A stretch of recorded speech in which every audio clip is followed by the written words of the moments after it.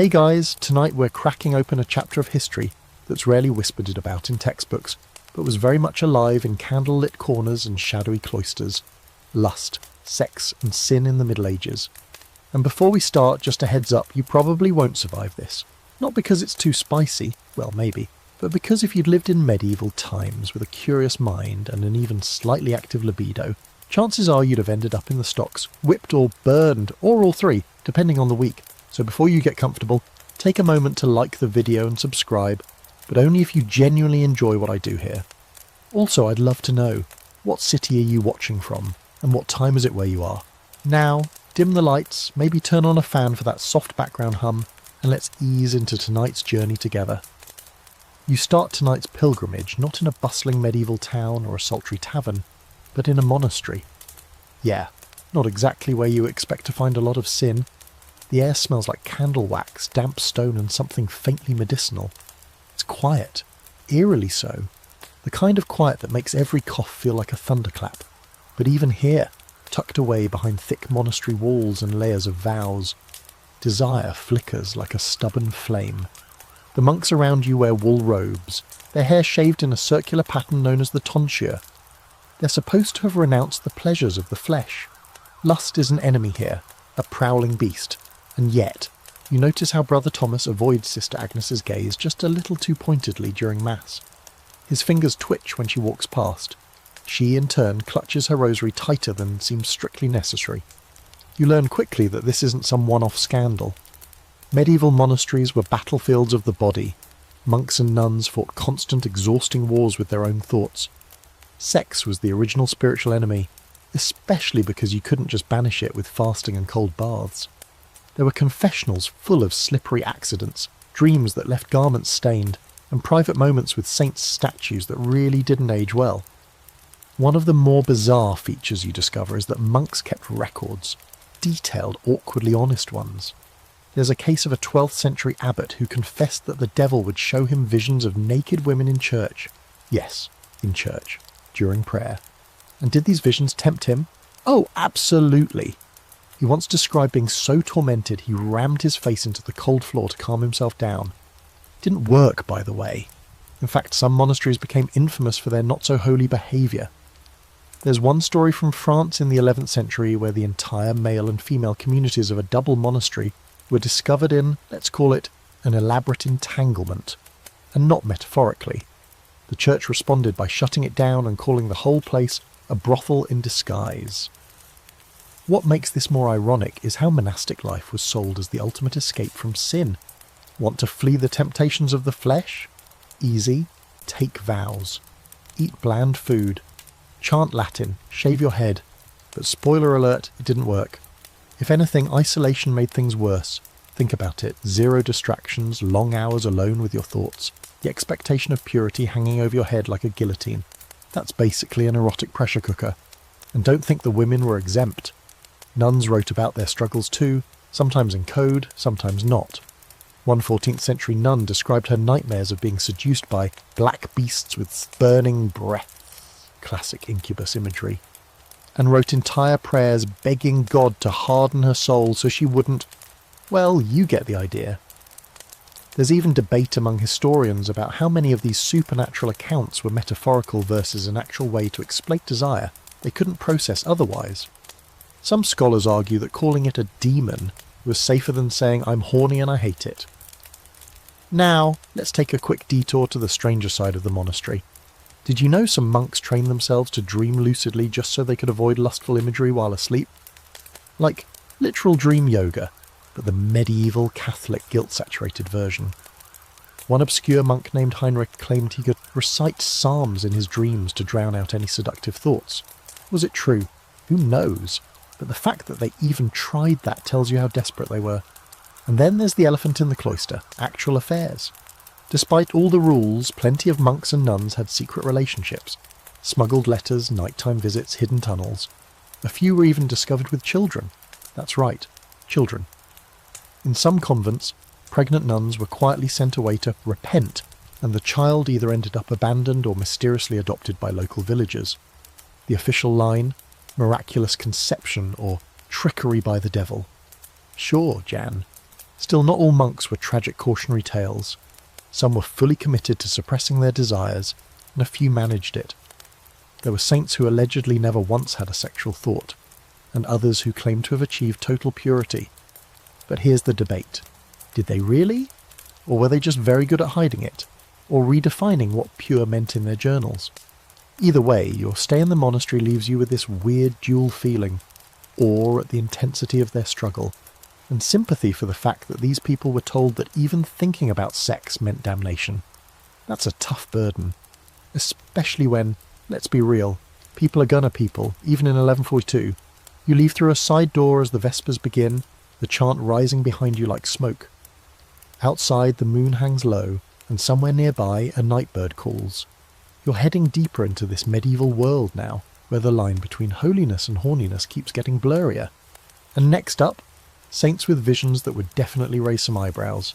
You don't get far from the monastery before finding yourself wrapped in another tale, this one drenched in incense and mystery, flickering candlelight and sweaty hallucinations. Saints, those holy paragons, weren't exactly immune to lust either. In fact, the deeper you dig into their lives, the more you realise many of them spent years locked in what can only be described as deeply personal, occasionally erotic showdowns with the devil, and sometimes with God. You slip into the shoes of a medieval believer, somewhere between sceptical and spellbound, as you pore over the lives of saints, vitae, as the church called them. These weren't just dry moral summaries. Oh no, these stories came with plot twists, seductions, naked apparitions, physical torment, spiritual ecstasy that got confusingly close to the other kind. Take St. Anthony the Great, for example. The poor guy fled into the desert to escape temptation and wound up with even more of it. According to his biographers, demons sent visions of women throwing themselves at him. Their bodies shimmered, their eyes sparkled, and in a classic move, Anthony rolled around in a thorn bush to stop his impure thoughts, not metaphorically, like actually dove into it. You're not sure if that worked, but you can't deny the dedication. But it's not just men. The female saints get even weirder.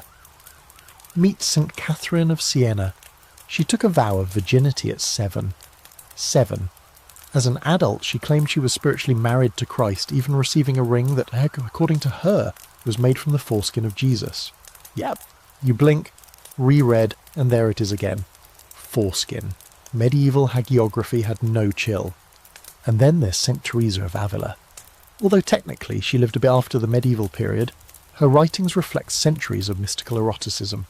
She wrote of an angel piercing her heart with a flaming spear, causing her to writhe in pain and joy so intense it left her utterly consumed. If that sounds vaguely like a romance novel scene involving divine BDSM, you're not alone. Scholars still debate whether these visions were purely spiritual or whether Teresa was channeling suppressed desires into her metaphysical language. Some even argue she was having out-of-body orgasmic experiences and just didn't have the vocabulary for it, so she called them divine ecstasies. These accounts weren't fringe tales tucked away in dusty corners.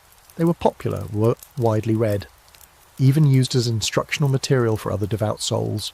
The takeaway was clear. Spiritual perfection required confronting lust head-on, and the way you defeated it? Well, often by enduring increasingly surreal, occasionally sexy torments. But here's the twist that makes you raise an eyebrow.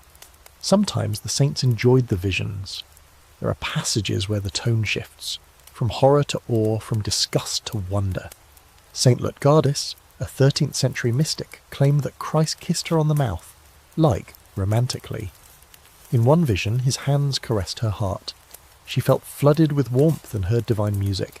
Was it symbolic? Maybe. Was it also the only acceptable framework for a woman in that society to describe any kind of intense pleasure?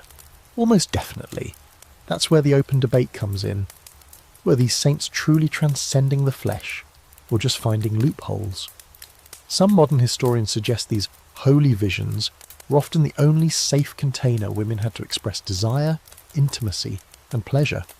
A kind of spiritual drag show, where they slipped into a role society allowed and used it to say what they couldn't say openly. Even stranger, some of these visions mirrored common erotic tropes of the time. The swooning, the breathlessness, the feeling of being overcome, helpless. The language of religious ecstasy bled into erotic poetry and vice versa. And honestly, after a few hours reading through these saintly accounts, you start confusing them with courtship scenes from romance tales. One moment you're reading about a nun's dream of being enveloped in divine light, the next she's describing a sweetness unlike any earthly touch. You start suspecting these women had very vivid imaginations, and very few outlets. Meanwhile, the church walked a delicate tightrope. On the one hand, these mystical experiences were signs of divine favour. On the other, if a vision got too spicy, suspicions of heresy, madness, or even demonic possession weren't far behind. Plenty of mystics, especially women, walked that dangerous line. Be too pious, and you might be declared a living saint. Be too sensual about it, and you might find yourself on trial. You duck into a small chapel to catch your breath. Inside, there's a mural of St. Margaret holding a dragon by the tail, and honestly, it's not the most innocent image. Everything in this era had double meanings. That's what's so fascinating. No one could talk openly about sex, but everyone knew what they were dancing around. Saints, poets, even the bishops played this coded game. And of course, not every saint made it out unscathed. St. Christina the Astonishing, her name's not even the weirdest part, was said to levitate, throw herself into furnaces, and dive into icy rivers to resist temptation. Her entire biography reads like a medieval fever dream. Some think she suffered from epilepsy or a neurological condition, and her visions were misunderstood. Others see her as a mystic genuinely trying to wrestle with the contradictions of body and soul in a world that punished both extremes. You exit the chapel just as a bell tolls in the distance, another reminder of how closely time and ritual wrapped around desire in this world. These weren't just stories for the faithful, they were survival guides, cautionary tales, wish fulfillment, and if we're being honest, slightly erotic fanfic for people who couldn't read the Canterbury Tales without blushing. By the time you hit the road again, the saints feel less like flawless icons, and more like exhausted humans trying to make sense of overwhelming impulses. It's comforting in a strange way. Even the most divine couldn't escape desire's pull. They just found more elaborate, poetic ways to wrestle it. And speaking of poetic wrestling, you're headed next to the courts of love, where knights pine, ladies plot, and nobody's really as noble as the songs say. You arrive at a sprawling castle just as the sun begins to dip behind the towers, casting the stones in a warm golden hue that makes everything look slightly more romantic than it really is. Inside, a feast is being prepared. Roasted meats, spiced wine, fruit piled high, and you can already hear the pluck of lutes and the low drone of poetry recited in aching tones. Welcome to the world of courtly love, where desire is celebrated. Flirtation is an art form, and yet, absolutely no one seems to be getting laid. You take a seat in the great hall, observing the players of this peculiar game. Over there, a knight kneels before a noblewoman, eyes smouldering, voice trembling as he vows eternal loyalty. He praises her eyes, her grace, the way she walks across the floor like a swan on a lake, blah blah blah. She in turn accepts his devotion with just the right amount of disinterest. A raised eyebrow, a smile that could be mistaken for kindness or cruelty. They exchange tokens, a glove, a scarf, sometimes a literal lock of hair, but if he thinks that gets him anywhere near her chambers, think again. This is courtly love, refined, tortured, and, as you quickly realise, probably invented by someone who enjoyed emotional suffering. It's not about fulfillment, it's about the longing, the ideal, love that cannot, should not be consummated. That's what makes it pure. You start to wonder if this entire cultural obsession was the medieval version of edging. The poets of the time, troubadours and trouvères, specialised in this stuff. They'd travel from court to court singing of unattainable women and the agony of loving someone they could never touch. One of the most memorable was Chrétien de Troyes, who gave us tales of Lancelot and Guinevere, Tristan and Isolde, and other classic situations where true love is always just out of reach, or has to be kept secret because someone already said "I do" to a king or an enemy lord. And yes, while these stories were technically fiction, they shaped the actual behaviour of the nobility. People mimicked what they read. Ladies would flirt just enough to inspire devotion, but not so much as to lose control. Knights would perform absurd feats, jousting, slaying beasts, writing sonnets by candlelight, all for a single smile or whispered word. You start to think maybe the real reward was the performance itself. The idea that wanting was nobler than having. But here's the kicker. That's all on the surface. Scratch a little deeper, and it turns out these chaste declarations were often just a glossy cover for very real affairs. Especially at court, where political marriages were the norm, love often had to be found elsewhere. You trail a few couples into side corridors, watching the masks drop the moment they're alone. The longing becomes touching, the poetry becomes whispers, and the noble restraint becomes an excuse to sneak off behind the tapestry. One particularly juicy example, Eleanor of Aquitaine and her court of love. She's one of the most powerful women of the 12th century, and she basically hosted salons where ladies debated the rules of romantic behaviour like it was a medieval episode of The Bachelor. Should a man pursue a married woman? Should jealousy be encouraged? How do you test a lover's loyalty? It sounds all very polite and philosophical, until you realise many of the participants were embroiled in affairs of their own, often with the very knights writing those swoony poems. Still, this whole courtly love thing had strict rules. One big one. It was supposed to be non-physical. That kept it from being technically sinful. The church didn't love it, of course. It seemed suspiciously secular, all about earthly desire instead of divine love. But it was hard to condemn someone for saying they admired someone else's soul, especially when the admiration came with such lovely metaphors. But the lines blurred constantly. You discover a story of a nobleman who cut himself with a dagger to prove his devotion to a lady who refused him. She, moved by his gesture, agreed to a secret meeting. You'd think that's where things finally got physical, but nope, they just talked. She told him he'd earned her heart, and he promised to serve her until death. That was it. Everyone left disappointed, including you. And yet these relationships carried immense weight. A single flirtation could destroy reputations, ruin marriages, even spark wars. Kings got jealous, queens got clever, knights switched sides. You watch it unfold in slow motion, the way a look becomes a rumour, and a rumour becomes scandal. One lady of the court passes you and mutters, "It's not the love that's dangerous, it's the politics." She's not wrong. There's also the fringe theory you stumble across. Some scholars believe that courtly love was actually a kind of literary smokescreen for real-world power negotiations. Noble women, so often pawns in arranged marriages, used the rituals of courtly love to assert influence. By choosing who to favour, who to tease, who to shame in front of others, they subtly controlled social dynamics. So maybe that glove wasn't just a token, it was a chess move. And then there's the sex, or lack of it. Some historians argue that courtly love was a kind of proto-erotic theatre, a way to sublimate desire into something socially acceptable. Others insist there was sex, just hidden behind metaphor and poetic layers thick enough to confuse any chaperone. After all, medieval texts rarely said things outright. Instead of, they slept together, it was, he took shelter in her garden. You know, very subtle. By the end of the evening you realise you've been watching an elaborate masquerade. Everyone pretending to be above the flesh, while quietly negotiating access to it. Lust, here, wears a mask of longing. It's choreographed, constrained, and still somehow manages to burn through the silk and lace and fan fluttering like wildfire. You step outside the hall, the night cool and perfumed with rose petals and wine. Somewhere behind you, a poet is still reciting to a half-interested duchess. But you're headed somewhere different now. You've seen how the nobles pretend. It's time to see how the peasants really live, and how they get around having no privacy, no power, and no poems. You leave the glittering world of nobles behind. No more velvet drapes or lute music. No more fan dances of flirtation. Now the air is heavier, thick with the scent of damp earth, wood smoke and livestock.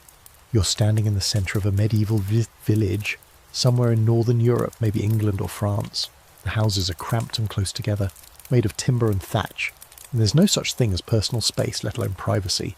But that doesn't mean people here don't fall in love, or lust, or end up tangled in bedrolls on chilly nights. In fact, they often do, all without the luxury of silk bedsheets or carefully coded poetry. You peek into one of the cottages, ducking beneath the low doorway. The interior is a single room, one bed, maybe two if they're lucky. Parents, kids, and sometimes even a goat all sleep within feet of each other. And here's where things get resourceful. There's a tradition in some regions called bundling, or bed courtship, where a young couple, often in their teens, is allowed to lie together in bed with clothes on to talk, bond, and test their compatibility. Yes, you heard that right. In bed, together, usually with a wooden plank or a sackcloth between them, but still, more progressive than you'd expect. Of course, the idea was that they wouldn't have sex, that they'd just, hang out, supervised intimacy. But let's be honest, they were teenagers, they were curious, and that they were surrounded by hay. You do the math. And sometimes this led to what was charmingly called premarital negotiation. If a girl became pregnant, the community often expected the young man to marry her. Shotgun weddings weren't uncommon, and neither was the quiet acceptance that, hey, maybe the bundling bag was more symbolic than effective. What surprises you is how communal all this is. In a society where privacy is almost non-existent, the community becomes both witness and judge of romantic relationships. Neighbours gossip, families keep tabs, and public reputation can make or break a courtship. You hear about a ritual where village women would inspect the bed sheets after a wedding night to confirm consummation had occurred. If the sheet was bloody, all was well. If not, rumours flew. You wonder how many clever brides pre-stained the fabric just to avoid scandal. Sex among the peasantry isn't shrouded in the same performance of chastity as it is among the nobility. It's part of life. Practical, sometimes tender, sometimes hurried. You watch couples steal moments behind haystacks or in the forest, where birdsong and the rustle of leaves provide a thin veil of cover. A few are caught, sure, but punishment is often lighter than you'd expect. A small fine may be public penance. Everyone knows desire doesn't wait for the church's blessing. That said, there were rules, and crossing certain lines could be dangerous. Adultery, especially if it involved someone of higher status, could lead to exile, flogging, or worse. But among the lower classes, sexual transgressions were often handled within the community. You witness a strange custom called charivari, where a man who married a much younger woman, or someone suspected of infidelity, gets paraded through the village on a donkey, while people bang pots and yell insults. It's half punishment, half performance, and it reeks of petty vengeance disguised as moral outrage. Still, there's humour here too, a kind of earthy acceptance. One local midwife, a stout woman with a gap-toothed smile, pulls you aside and says, "The Lord can keep his sermons, babies come when they want." She's attended dozens of births, some from married couples, some not, and doesn't seem particularly scandalised by any of it.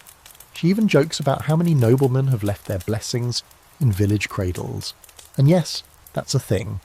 Noblemen would sometimes use their power to take advantage of peasant girls, leading to awkwardly mixed-status children who are often quietly absorbed into the village fabric, or not so quietly cast out.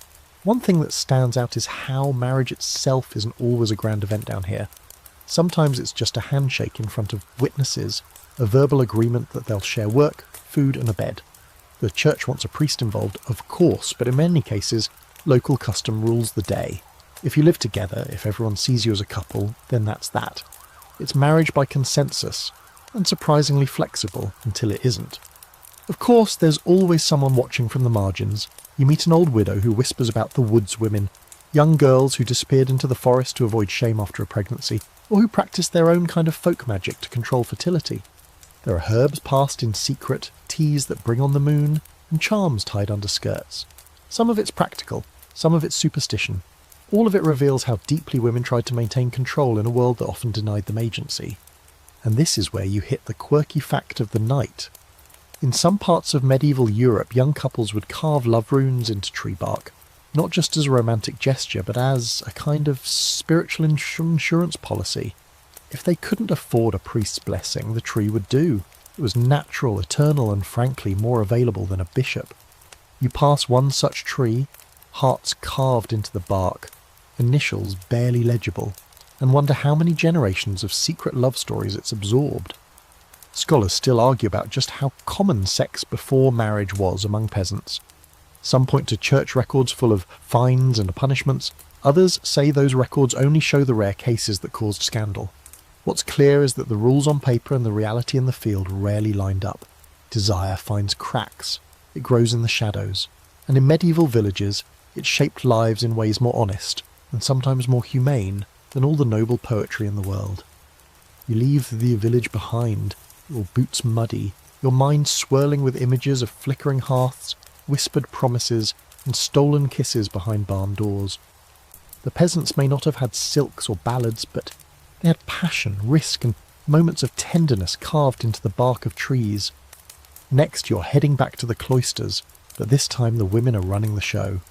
nuns with ink-stained fingers and some surprisingly spicy secrets. You step through a creaking wooden gate into the walled stillness of a convent, half expecting to be met with angelic chanting and the scent of incense. Instead, you're greeted by the sharp tang of vinegar and a surprising note of roasted onions drifting from the kitchen garden. The air is clean but thick with unspoken stories. Nuns glide across the courtyard with practised grace, habits flapping in the breeze, eyes lowered, hands folded. Yet behind the serenity there's a pulse. Something vibrant and human beats beneath the linen and Latin. You can almost feel it. Inside the convent walls, it's supposed to be a sanctuary from sin, a haven from temptation, and a place where women devote themselves entirely to God. And sure, on the surface everything follows the script. There are prayers, chants, hours of silence, and manuscripts copied with almost obsessive precision. But soon, you realise this place is far more than a retreat from the flesh. It's a community of women, thinking, feeling, dreaming, and yes, occasionally fantasising just like everyone else in medieval society.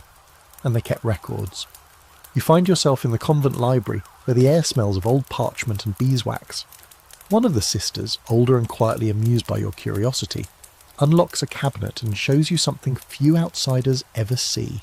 The private writings of nuns. Not doctrine, not psalters, not dry theological commentary.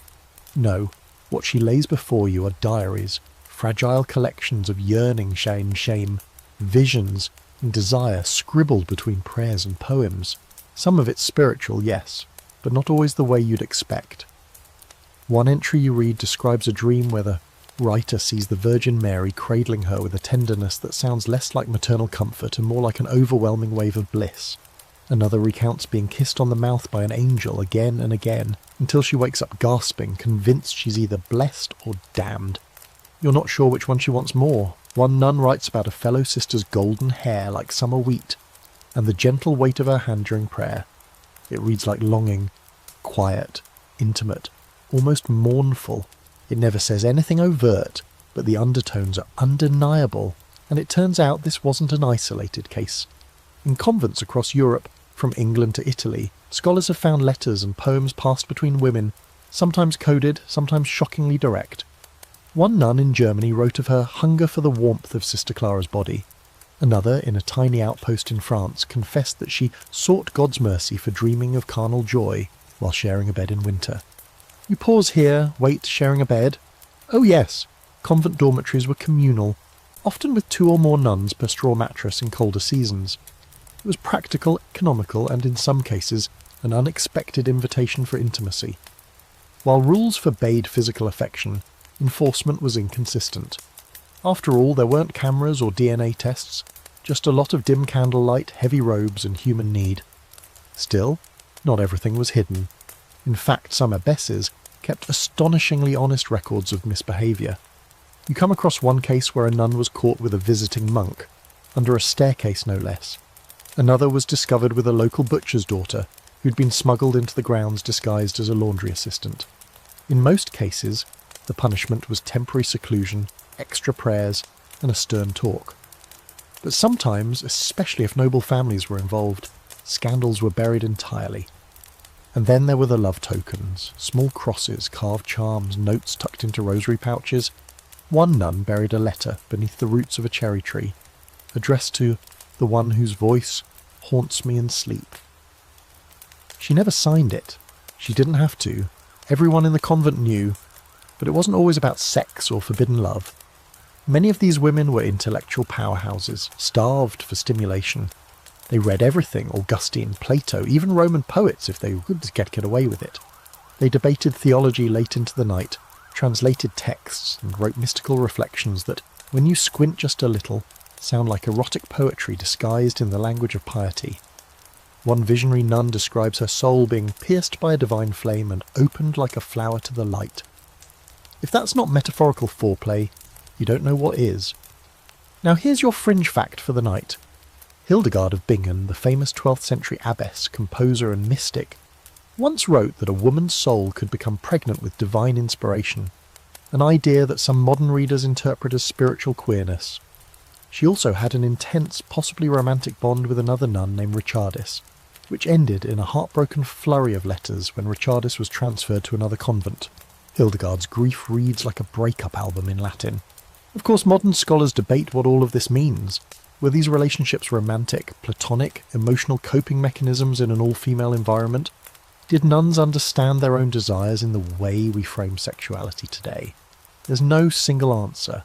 What's clear is that these women lived full, complex emotional lives, far from the image of passive celibate angels that church propaganda liked to project. You also learn that many women didn't choose the convent freely. Families often sent daughters here as a financial decision or political strategy. If you weren't beautiful enough to marry advantageously or had too many sisters ahead of you, off to the nunnery you went. Some embraced it, others didn't.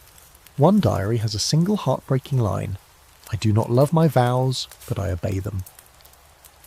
It hits harder than any sermon. And let's not forget the occasional outliers, the rebellious nuns who snuck out of the convent at night, visited taverns, and even took lovers. In 14th century Italy, one group of nuns was discovered hosting masked dances in their cloister complete with hired musicians. When church officials arrived, they found wine, laughter, and a suspicious lack of guilt. The women were reprimanded, of course, but not expelled. Why? Because some of them were related to bishops. Surprise! As you walk back through the cloisters, moonlight falling through arched windows, you hear the echo of a hymn rising from the chapel. It's beautiful, haunting, but layered beneath the melody is the undeniable truth that these women, so often imagined as blank slates of virtue, were just as full of longing, conflict, imagination and secrets as anyone else. Maybe even more so, tucked away from the world with only candlelight and each other for company. Next you'll slide into a confession booth, where the air is thick with incense and whispered sin, and on the other side of the screen, a priest who might be more familiar with temptation than you'd expect.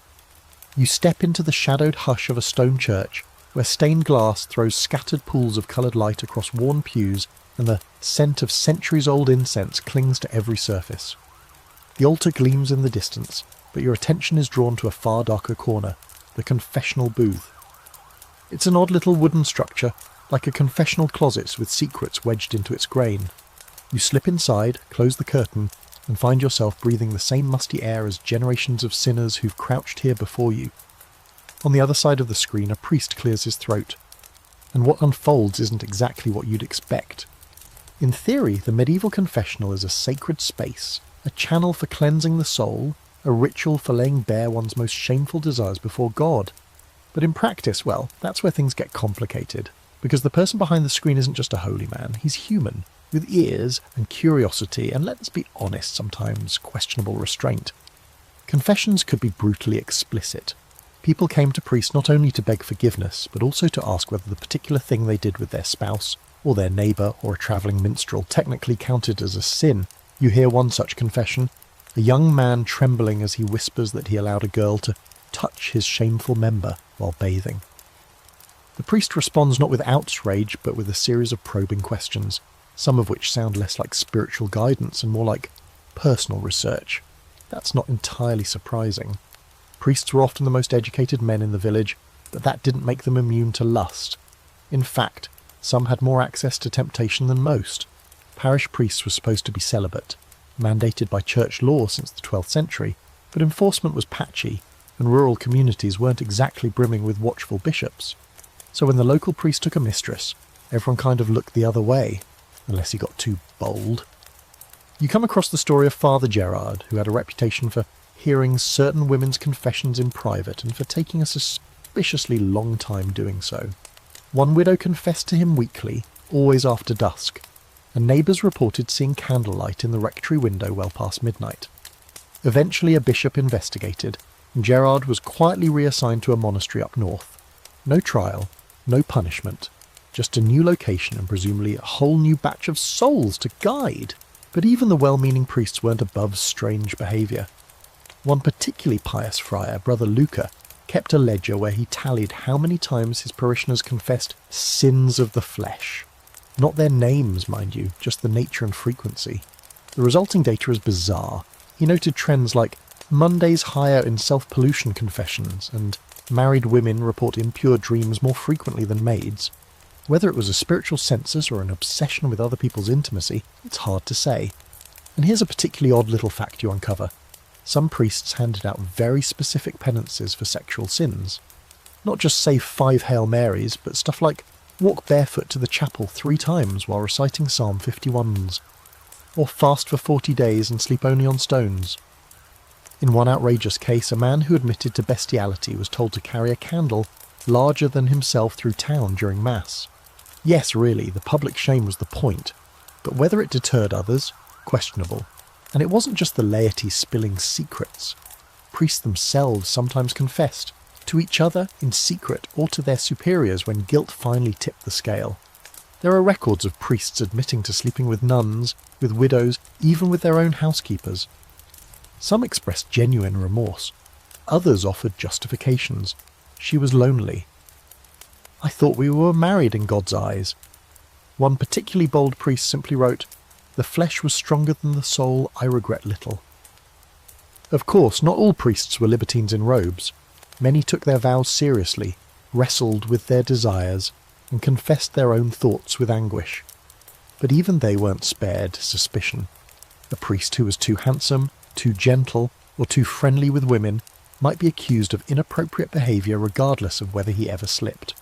In a world where sex and sin were tangled into a single knot, even a warm smile could be a scandal waiting to bloom. You also hear about female confessors. Not many, but they existed in certain religious orders. And the contrast is stark. They were often stricter, more clinical, and less easily scandalised. Some women, in fact, preferred confessing to a fellow woman, especially when the sin involved matters of the body. Imagine trying to tell a red-faced young priest about a sensual dream involving Saint Sebastian. Now imagine telling someone who's had a few herself. Still, confession was often less about forgiveness and more about control. The church gathered immense power by being the repository of everyone's secrets. They knew who slept where, who loved whom, who wanted what. And they used that information to maintain moral order, sure, but also to exert influence. A noble who confessed to adultery might find himself advised to donate a new chapel. A baker who visited a brothel too often might mysteriously lose his market stall. Guilt became currency. And here's where the scholarly debate flares up. Some historians argue that the confessional booth was less a space of spiritual healing and more a tool of psychological surveillance, an early form of institutional control that kept people obsessed with their own moral failings. Others insist it gave people relief, a place to talk about things they had no other outlet for. The truth, as always, is probably a mix. Confession was simultaneously a therapy session, a trap, a relief, and a risk. You finally leave the booth, the carved wood creaking behind you. Outside, the sun is dipping low and the sound of bells rolls out across the town like a warning. You've heard so many sins whispered into the dark, and not all of them stayed hidden. Some turned into gossip, some grew into scandal, and some shaped the way entire communities saw themselves. As you cross the courtyard, you realise that in this world, sin wasn't just an act. It was a story, a confession waiting to be told, a burden begging to be passed to someone else. And up next, you'll be standing in the town square when private pleasure becomes a very public spectacle. The square is already buzzing by the time you arrive, the kind of low, anticipatory hum that comes before a storm, or in this case a public shaming. You push your way through the gathered crowd of villagers, cloaked merchants, and toothless old women with baskets at their feet. Everyone's eyes are locked on a wooden platform in the centre, where a pair of stocks has been dusted off and freshly oiled. Next to it, a barrel filled with rotten vegetables. Welcome to medieval justice, where sin doesn't just haunt your soul, it gets a full, painfully public performance. Today's unfortunate star is a woman in her 30s, hair wild and face flushed, not from embarrassment you suspect, but from sheer fury. She's been accused of adultery, though the details are vague. The man involved isn't present. He never is. She, on the other hand, is about to spend the afternoon in the stocks with her ankles and wrists locked in place, while the townsfolk do what they always do best, judge, jeer and throw things. You feel it instantly. This isn't about justice. It's theatre. The whole town's come out, not just to punish sin, but to enjoy it. Children laugh as they wind up with squishy turnips. A drunk cobbler yells something about loose women before nearly falling into a pig trough. But it's not all fun and games. There's a thick current of cruelty here too. The crowd loves watching someone fall, especially a woman who dared to want something she wasn't supposed to. Public punishment for sexual offences was surprisingly common in medieval towns. Adultery, fornication, and even bawdy speech could land you in the pillory, or worse. Sometimes it was just a fine or a public whipping. Other times it was exile, a shaved head, or a brand burned into the flesh. The punishments varied by region, social status, and gender, but the message was always the same. Lust is dangerous, and if you act on it, you better be ready to pay the price. You learn that married women bore the brunt of these punishments. If a wife strayed even emotionally, it was considered a betrayal not just of her husband but of the social order. A man, on the other hand, could often get away with an affair, especially if he claimed the woman seduced him. You see this double standard play out in the records. Men caught with prostitutes were sometimes fined. Women labelled as prostitutes could be whipped, branded, or forced to wear humiliating clothing. In one town they had to wear striped hoods whenever in public, a scarlet letter sewn into linen. And the punishments weren't just for real sex. You stumble upon a set of court records detailing the public humiliation of a man accused of cross-dressing in secret. His crime? Wearing his wife's dress while cleaning the house and, allegedly, dancing alone. No sexual contact, no victim, but he was dragged into the town square, forced to wear women's clothes in front of everyone while being pelted with sheep dung. It wasn't about morality, it was about enforcing roles, staying in your lane, being what your body told them you should be. Then there's the case of the Board, a woman who ran an unofficial brothel out of her cellar. When she was caught, she wasn't executed or imprisoned. Instead, she was paraded through the town in a cart holding a sign that read Mother of Whores. The church loved this kind of punishment. It didn't just shame, it warned. Her neighbours, friends, and maybe even former clients watched in silence as she passed, faces carefully blank. No one wanted to be next. Still, not all public punishments were for the big, scandalous sins. Sometimes you'd get dragged into the square for simply being too loud in your flirtation, too bold in your innuendo. One woman in Norwich was pilloried for calling a merchant's apprentice ripe fruit in the market. Her real crime? Doing it in front of the wrong priest's wife. There was a fine line between flirtation and transgression, and sometimes it came down to who was listening. And here's your quirky, almost unbelievable detail for the night. In parts of medieval France, married couples caught fighting about infidelity were forced to literally kiss and make up in public. They'd be led to the market square, sometimes in chains, and forced to kneel before each other, confess their faults and kiss. If they refused, they risked heavier penalties. Imagine being forced to apologise with garlic on your breath and half the town watching. Welcome to Romance, Medieval Edition.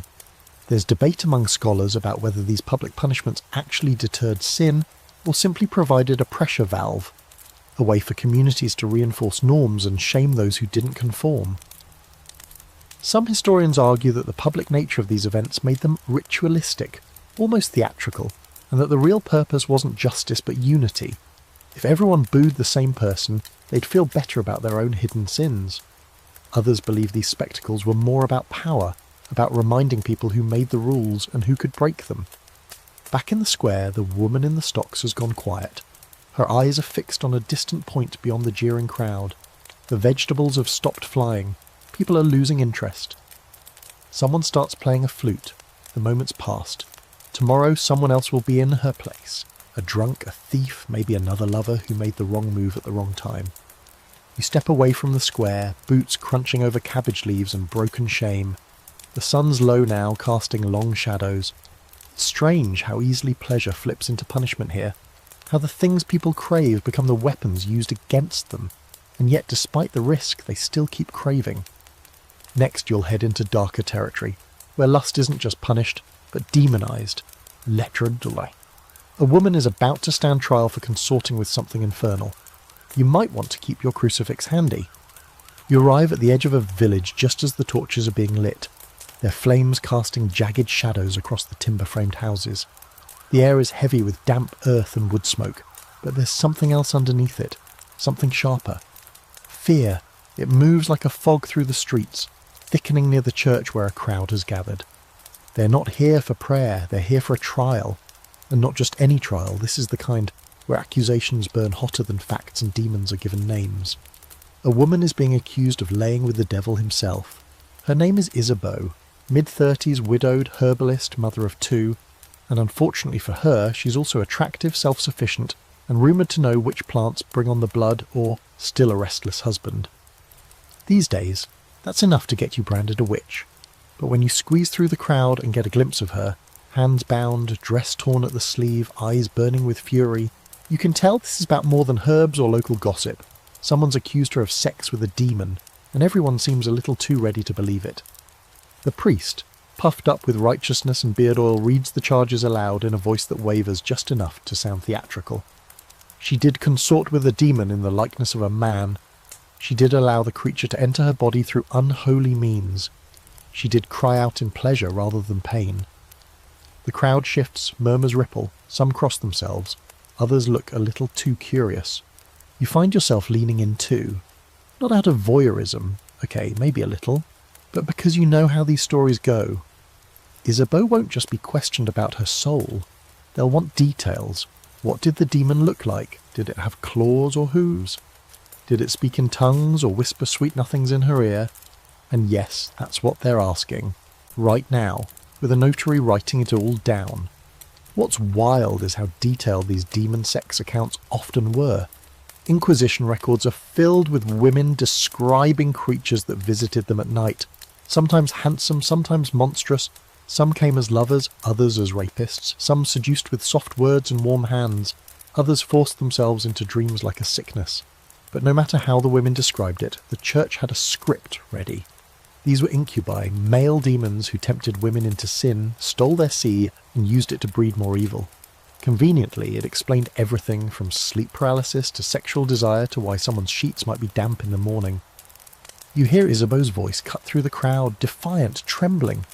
She says the devil came in the form of her dead husband, that she dreamt of him touching her, kissing her, lying beside her just like he used to, that it felt real, that she wanted it to be real. And just like that, the crowd shifts again, some to sympathy, others to horror, because she admitted the most dangerous thing of all, that she enjoyed it. The irony here is so thick you could spoon it. The same church leaders who rail against desire also believe that demons spend all their time seducing people, especially women, especially at night, especially in ways that just happen to line up with people's actual suppressed fantasies. There's something darkly hilarious about that. Or tragic, or both. And then comes the inspection. Yes, the physical kind. A midwife is brought forward to search Isabeau's body for a witch's mark, some mole, blemish, or patch of skin insensible to pain. You watch as she's forced to strip under torchlight while strangers examine her for proof that she's been suckled by a demon. It's invasive, humiliating, and worse, it's deadly serious. Because if they find something, anything, it's game over. They do, of course, a freckle on her inner thigh.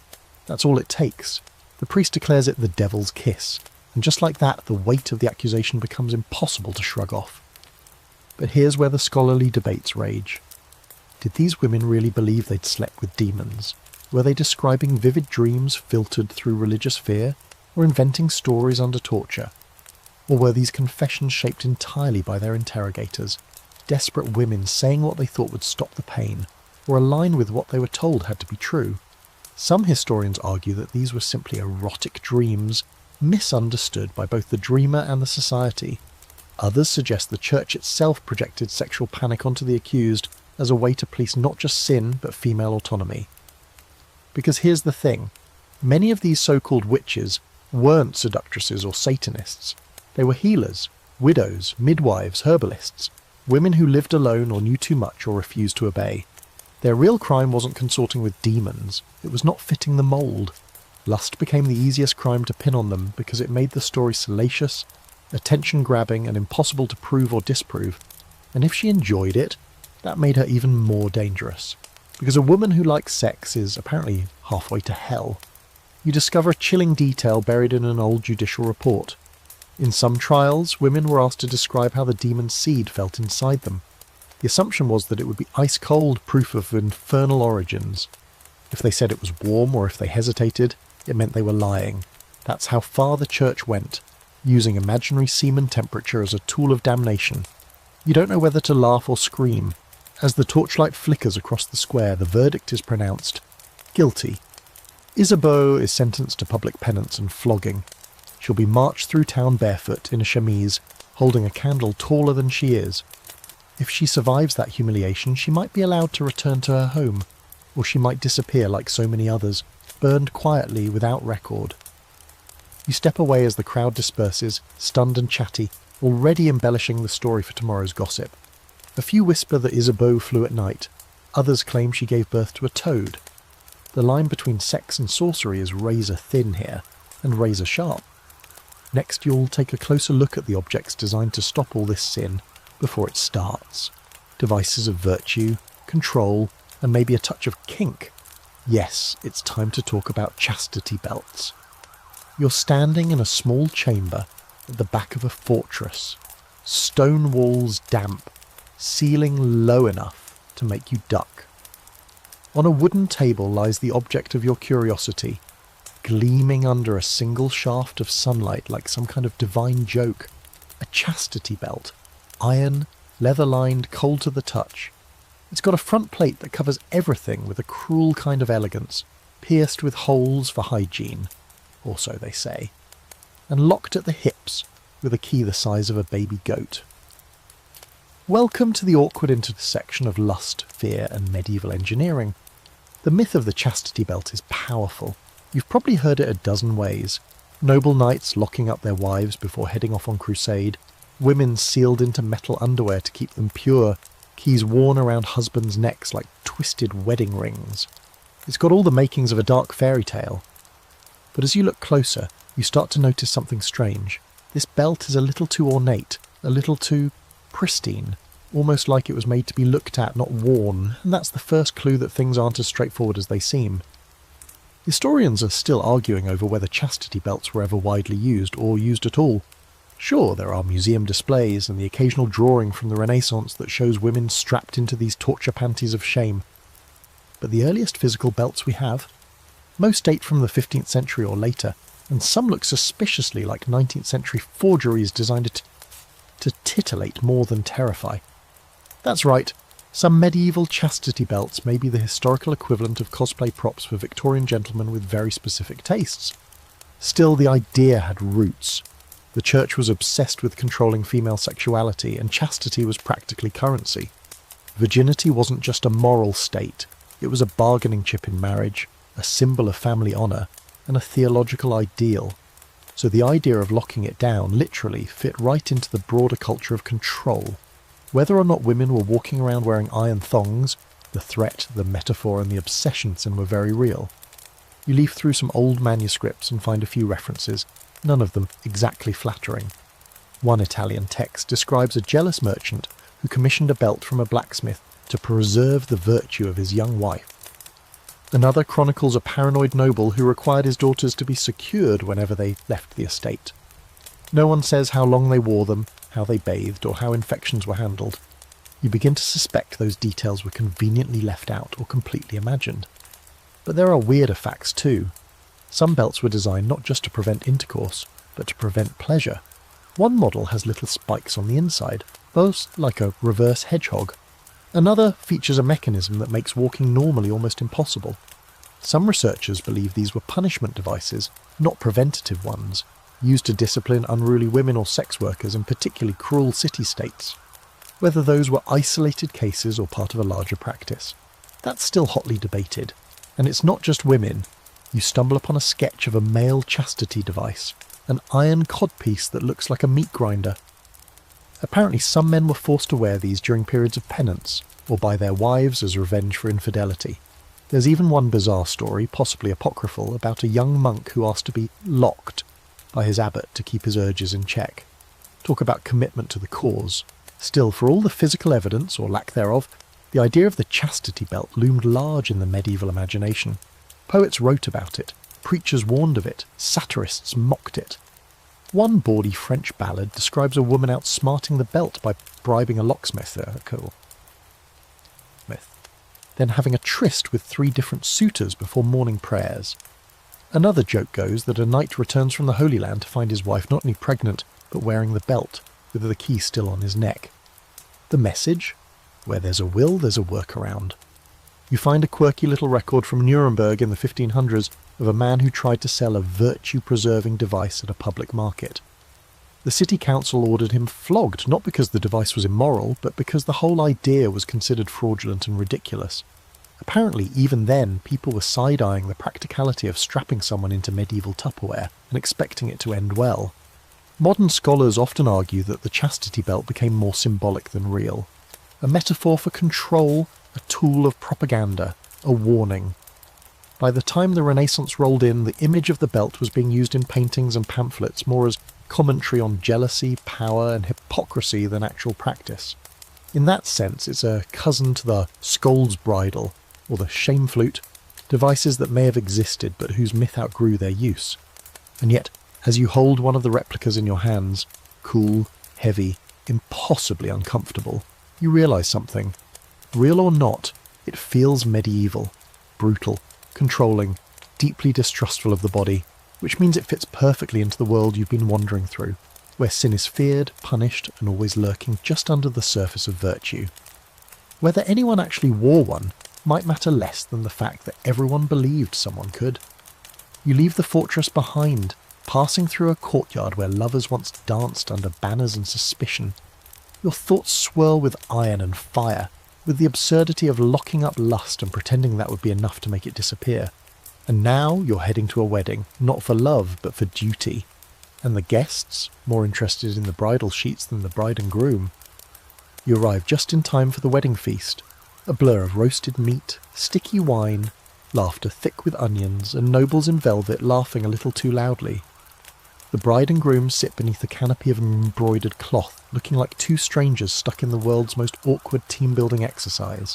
She's pale and stiff, glancing down at her hands like she's trying to vanish. He's already 3 goblets deep and grinning at something that probably isn't funny. No one here seems concerned about love. They're waiting for the real show, the bedding ceremony. Yes, the moment when all pretense drops and the new couple is escorted, often publicly, to their marriage bed. The crowd doesn't even try to be subtle. They're chanting songs, cracking jokes, making crude rhymes about fruit and animals. If this feels absurdly invasive, it's because it is. But in medieval Europe, this was normal. The marriage wasn't considered valid until consummated, and sometimes the proof wasn't just expected, it was required. You trail the procession up narrow stairs lit with sputtering candles, where the newlyweds are deposited in their chamber like livestock in a pen. Onlookers, nobles, clergy, servants, even the bride's aunt, gather around the bed as the couple is undressed. There are rules, of course. No touching, just watching, encouraging, teasing. A few throw flower petals. One knight plays a lute. It's surreal. The couple climbs under the sheets, and then the curtains are drawn, halfway, because the moment they finish, everyone wants to know. You'd think this kind of spectacle would kill the mood, but that wasn't the point. This ritual wasn't about intimacy, it was about legitimacy. Marriages in the medieval world weren't romantic contracts. They were economic alliances, political chess moves or strategies to transfer land and titles. And to make them binding, there had to be evidence of consummation. That brings you to the infamous bridal sheet inspection. In many places, after the deed was done, or in some cases claimed to be done, the bed linens were displayed, often outside the house, so the blood could prove the bride's virginity. Red spots meant purity, honour, and a good investment. No stains? That was a problem. Rumours could erupt, dowries could be returned, families could feud. In one recorded case, a groom annulled the marriage on the spot and demanded his money back. The bride was 15. Her father sued for slander. The court ruled in favour of the bedsheet. Of course, not every woman bled, and many knew it. So some got clever. There are whispered accounts of brides pricking their fingers, slipping animal blood under the sheet, or bribing servants to vouch for what didn't actually happen. One merchant's daughter allegedly kept a vial of chicken blood hidden in her corset just in case. Virginity was such a commodity that entire fates hinged on the appearance, not the reality of it. And the groom? Well, no one cared whether he was a virgin. In fact, it was often expected that he wasn't. Men were told to train before marriage, sometimes with prostitutes, to ensure they could perform when it mattered. You find a treatise from a Spanish physician warning young husbands to avoid overexcitement and ungoverned haste, lest the bride remain dissatisfied and suspicious. So while she was expected to arrive untouched, he was expected to arrive skilled. Equal footing this was not. You come across one particularly strange tradition from Central Europe, where the bride's mother would remain in the room, not to watch the act, but to supervise decency. She'd sit in a corner chair, eyes politely averted, hands folded, humming to herself, as if that somehow made things better. In other cases, a priest would bless the bed, literally sprinkle it with holy water, and then offer instructions to the couple before tiptoeing out. "Be fruitful," he'd whisper, "and remember that Christ is watching." No pressure. Here's your oddball fact of the night. In parts of medieval Scandinavia, if a marriage wasn't consummated within 3 days, it could be legally annulled, and people checked. One story tells of a young noblewoman whose husband was too timid or too uninterested to touch her. On day 4, the bishop sent an investigator to the bedroom. When the sheets were clean and the servants wide-eyed with disappointment, the marriage was dissolved. The husband joined a monastery. The bride remarried a week later to her cousin. Even when there wasn't a formal inspection, rumours were dangerous. A new bride who seemed too cheerful or too sore could become the target of gossip. If she limped, some whispered she'd lost her virginity before the wedding. If she glowed too much, maybe she enjoyed it too much, which was also suspicious. Either way, people were obsessed with bedroom details that weren't their business. And that's where the debate still simmers. How much of this was actual practice and how much was theatrical tradition? Some historians argue that public bedding rituals were more common among the nobility and mostly symbolic. Others insist they happened in middle-class homes, with neighbours poking their heads in for a peek. There's even a theory that some of the stories are later exaggerations, Renaissance authors mocking the past, but either way the message was clear. Your body was not just yours, it was property, proof, a legal hinge. As the chamber quiets and the crowd drifts back to their wine, you peek through the curtain. The bride lies still, eyes open. The groom is snoring. The sheet, folded at the end of the bed, already being eyed by the nursemaid. Whether there's blood on it or not, the judgment will come either way. You slip back downstairs as the music resumes, your stomach queasy. Not from the food, but from the sense that nothing about this night was truly private. Not the vows, not the bed, not the love, if it existed at all. Next, you're ducking into a church pew to hear what the priests say about all this. Spoiler, they're not thrilled. And they say they've got a sermon that's about to make you regret your entire body. You slip into the back of the church just as the priest mounts the pulpit, robes swishing like a curtain rising on a one-man morality play. The pews are packed. Peasants, merchants, and a few nobles packed in for the Sunday sermon, and even the air seems heavy, thick with dust, incense and anxiety. The priest clears his throat, lifts his arms with theatrical flair, and begins. The topic? Lust. Again. Always. He starts with a warning. The body is a vessel for temptation, he intones, and lust is its captain, steering us straight into damnation. You lean back, half curious, half dreading what comes next. Spoiler, it's not going to be subtle. The sermon rolls forward like a war drum. Sex outside of marriage is sin. Sex in marriage without the intent of procreation, also sin. Thinking about sex, sin. Looking at someone with desire, double sin. You can almost hear the collective clench of an entire village trying not to remember last night. The church, especially in the later Middle Ages, was on an all-out mission to control the human body, and nowhere did it try harder than in the realm of sexuality. You read some of the texts used to guide confession and preaching, and they're more graphic than any romance novel. They categorise sins down to the position, the frequency of all, and even the mood. Did you enjoy it? That's worse. Did you do it with the intention of mutual delight? That's practically Satanism. And yes, there were official lists. One document from the 13th century lists over 30 unlawful sexual positions, along with penalties.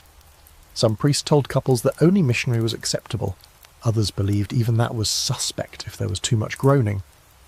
One preacher famously warned his congregation that even a kissing with tongue could summon demons. You look around the church and wonder how anyone managed to procreate at all. The priest thunders on, quoting Augustine, the father of Christian guilt, who insisted that the only justification for sex was to produce children, and even then you should feel a little bad about it. According to him and a slew of medieval theologians, desire was a byproduct of the fall. Adam and Eve? They ruined everything. Lust is not love.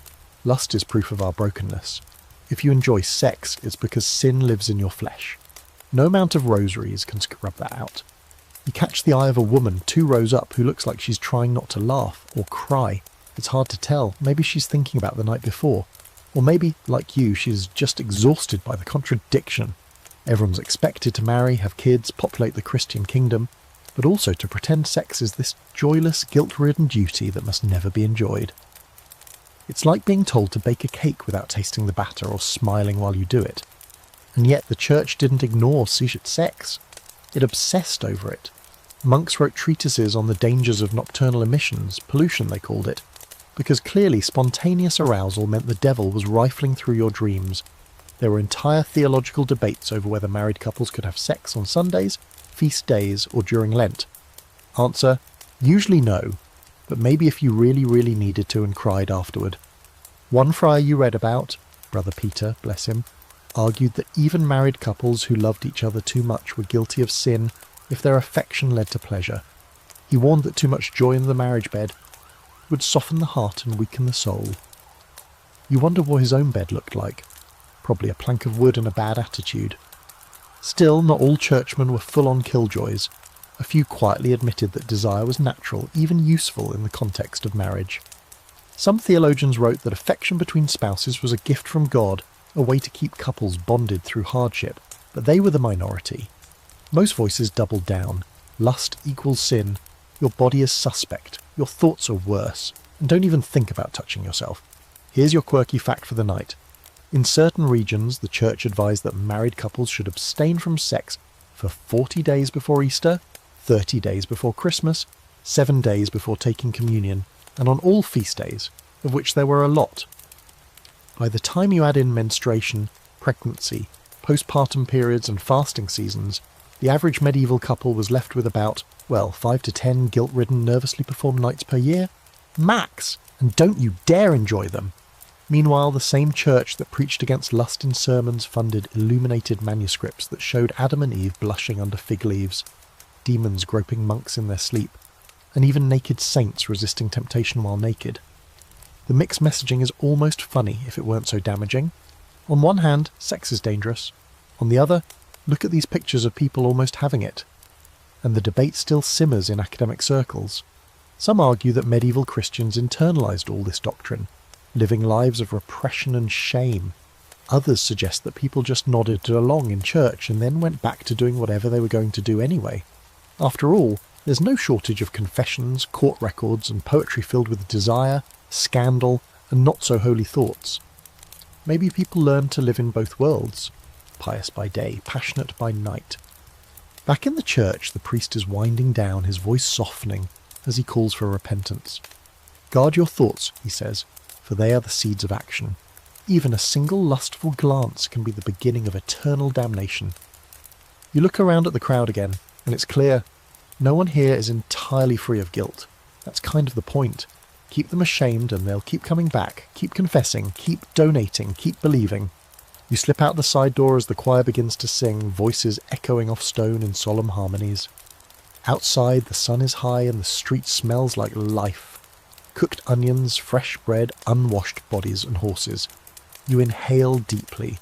The church may have tried to shame every human urge, but out here, people are still kissing, still loving, still sneaking behind haystacks. Next, you'll follow some of those forbidden glances into darker corners of society, where same-sex love flickered quietly, persistently, beneath the surface of a world that swore it didn't exist. The city narrows around you into quieter corners, alleys shadowed by tall stone buildings, spaces where eyes are less watchful and whispers travel farther than footsteps. You've left behind the sermons and the public punishments, slipped out of the town square where sin is loudly condemned, and into a realm of softer defiance. This is where the things no one dares to name still manage to survive. Same-sex love in the Middle Ages wasn't just forbidden, it was declared impossible. And yet here you are, walking the same streets where it persisted anyway, stubborn as ivy growing between the cracks. You pass 2 young men seated beside a fountain, shoulders just barely touching. Their conversation is quiet, casual on the surface, but the way they look at each other speaks volumes. A moment too long, a smile too shy. No one would notice if they weren't looking closely. And that's the secret, isn't it? In a world that insists this love doesn't exist, the key to survival is not being seen, or being seen just enough to pass. The church's official stance was simple. Homosexuality was sodomy, and sodomy was a sin so grave it ranked just beneath heresy and witchcraft. Penalties ranged from public penance to mutilation, exile, or execution. But the church also failed to define it clearly. For all the fear-mongering, they didn't really understand what they were condemning. Was it desire? Was it action? Could two people of the same sex love each other without sinning?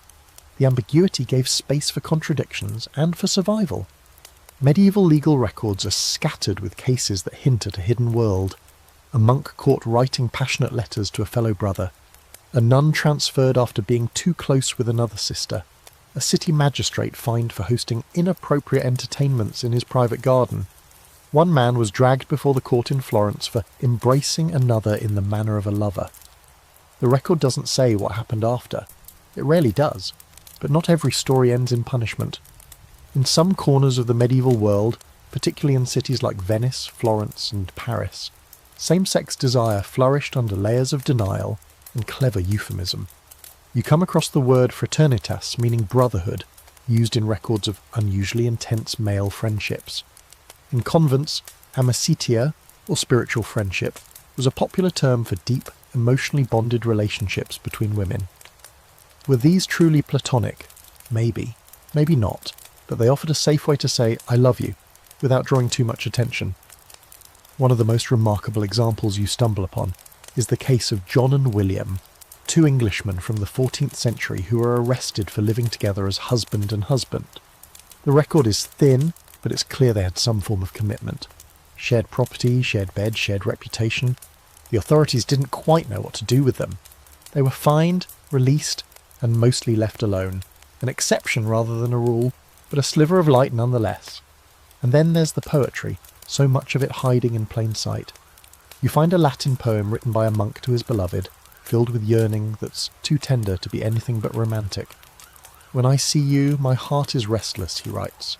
When you leave, my soul retreats into silence. It's possible to read it as spiritual longing, but the way he describes the other man's mouth, his hands, his scent, makes it hard to ignore what's really going on. In another convent, a sister named Agnes wrote dozens of letters to a fellow nun, Beatrice. She called her my mirror, my delight, and the only place my soul finds rest.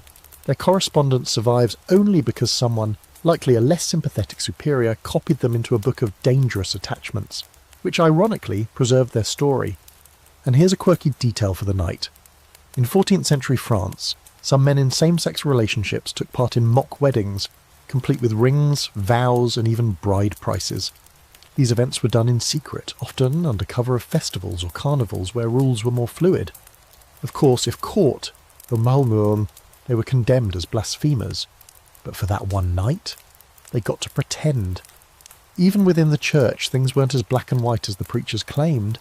Some monastic orders tolerated deep same-sex bonds, as long as they were expressed through letters or poetry and not, actually acted upon. The Brothers of the Common Life, for instance, encouraged emotional intimacy among male students as a form of spiritual brotherhood. Was that cover for something more? Possibly. Or maybe it was an attempt to carve out space where closeness wasn't instantly labelled as sin. That's the great scholarly debate, of course. Were these intense same-sex friendships truly romantic and erotic, or are modern readers projecting? Some historians argue that medieval people had different categories of love, and what looks romantic to us was just emotional closeness. Others say, come on, read the poems. These people were in love. They were just stuck in a society that didn't have the language or freedom to say it out loud. As you wander further, you realise that surviving meant becoming fluent in ambiguity.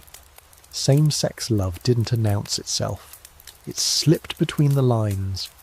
It lived in coded glances, careful phrasing, and shared spaces that outsiders couldn't decode. In many ways, it was a kind of medieval queerness that anticipated everything to come. Resilient, adaptive, private but powerful.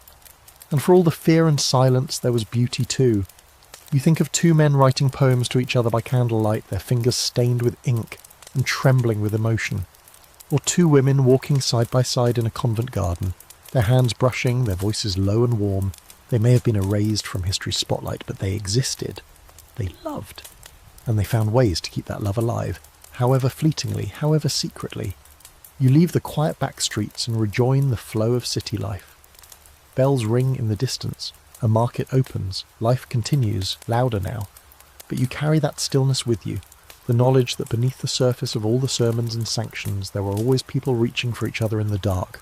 Next, you're heading straight into the world of legalised sin, brothels that paid taxes, courtesans who held court, and city councils that tried to regulate desire like it was just another public utility. You follow the scent before you see the street, perfumed with rosewater and sweat, incense and something muskier. It leads you to a narrow alley tucked behind the marketplace, where laughter spills out of open windows and silk curtains flutter like flirtatious glances. This isn't a hidden den of vice, quite the opposite. You've stepped into the red light district, medieval style, a neighbourhood designed not to hide lust but to manage it. Welcome to the world of sanctioned sin, where brothels were legal, regulated, and in some places subsidised by the city itself. It's not the lawless, secretive place you might expect. Brothels in the later Middle Ages were often clean, orderly, and oddly bureaucratic. The women wore specific clothing, often red hoods or belts, to identify their profession. The buildings were licensed by the city, inspected by officials, and sometimes owned by the municipality itself. In places like Vienna, Paris and London, city councils taxed the brothels and used the revenue to fund public works. You heard that right. Medieval Europe paved roads and built fountains with sex money. You wander through a brothel courtyard in southern France, where a few women are lounging in embroidered robes, sipping watered wine and swapping gossip. They spot you immediately. New face, curious eyes, bad at pretending you're here for business. One of them, a sharp-witted woman with auburn hair and a knowing smile, beckons you over. "You here for the tour or the sermon?" she teases. You get the sense she's said that to more priests than tourists. Her name is Evelyn. She's not just a worker, she's the unofficial boss, the madam. She negotiates with the tax collector, screens potential clients, and makes sure the women under her roof are paid and fed. No pimps, no thugs, just a system of controlled indulgence, crafted as much for public safety as for pleasure. And this isn't just tolerated, it's encouraged. The church's stance on prostitution was, in its way, disturbingly pragmatic. St. Augustine had claimed that without prostitution, lust would cause chaos. So better to contain it, the thinking went, like a fire kept in a hearth. The brothel became a pressure valve, a place for unmarried men to relieve temptation without corrupting good women. In Florence, there was even a city-funded brothel called the Casa delle Donne, where sex workers received meals, medical care and police protection in exchange for regular reports on their clients' behaviour. Of course, the reality wasn't so clean. While some women found independence and community within the system, others were forced into it, by poverty, coercion or family desperation. Girls as young as 12 were put to work under the guise of servants, only to be trained into the profession. Some were kidnapped, others were sold by their parents. Once inside, it wasn't easy to leave, especially if you had debts, or a child, or nowhere else to go. The line between sex work and slavery was often paper-thin, and sometimes not even that. Aveline, your sharp-eyed guide, tells you as much without flinching. Some of us chose this, others didn't. Either way, it's work. Her voice is steady, not bitter, just resigned. Men come in looking for pleasure. We sell it like bread and wine. Doesn't mean we're empty. You look at the other women, laughing, card-playing, one napping with her feet propped on a barrel, and realise she's right. They have lives, stories, tempers and dreams. They're not vessels. They're people surviving a system that alternately punishes and profits off their bodies. And here's where it gets weird. In some towns, brothels were located right next to churches, literally side by side. You read about one Parisian priest who complained that the moaning from next door made it impossible to preach during evening mass. In another case, a bishop blessed a brothel after it reopened under new management, citing its importance to moral containment. You're not sure if that's hypocrisy or just medieval efficiency. Also, here's your quirky fact for the night. In London's Southwark, Wark district, sex workers employed a kind of early branding technique. They wore specific colour-coded gowns based on specialty, and their services were advertised through symbols, like a peacock feather in the window, or a boot tied to the door handle. You imagine what Yelp reviews would look like in 1387 and try not to laugh. Of course, regulation didn't mean protection.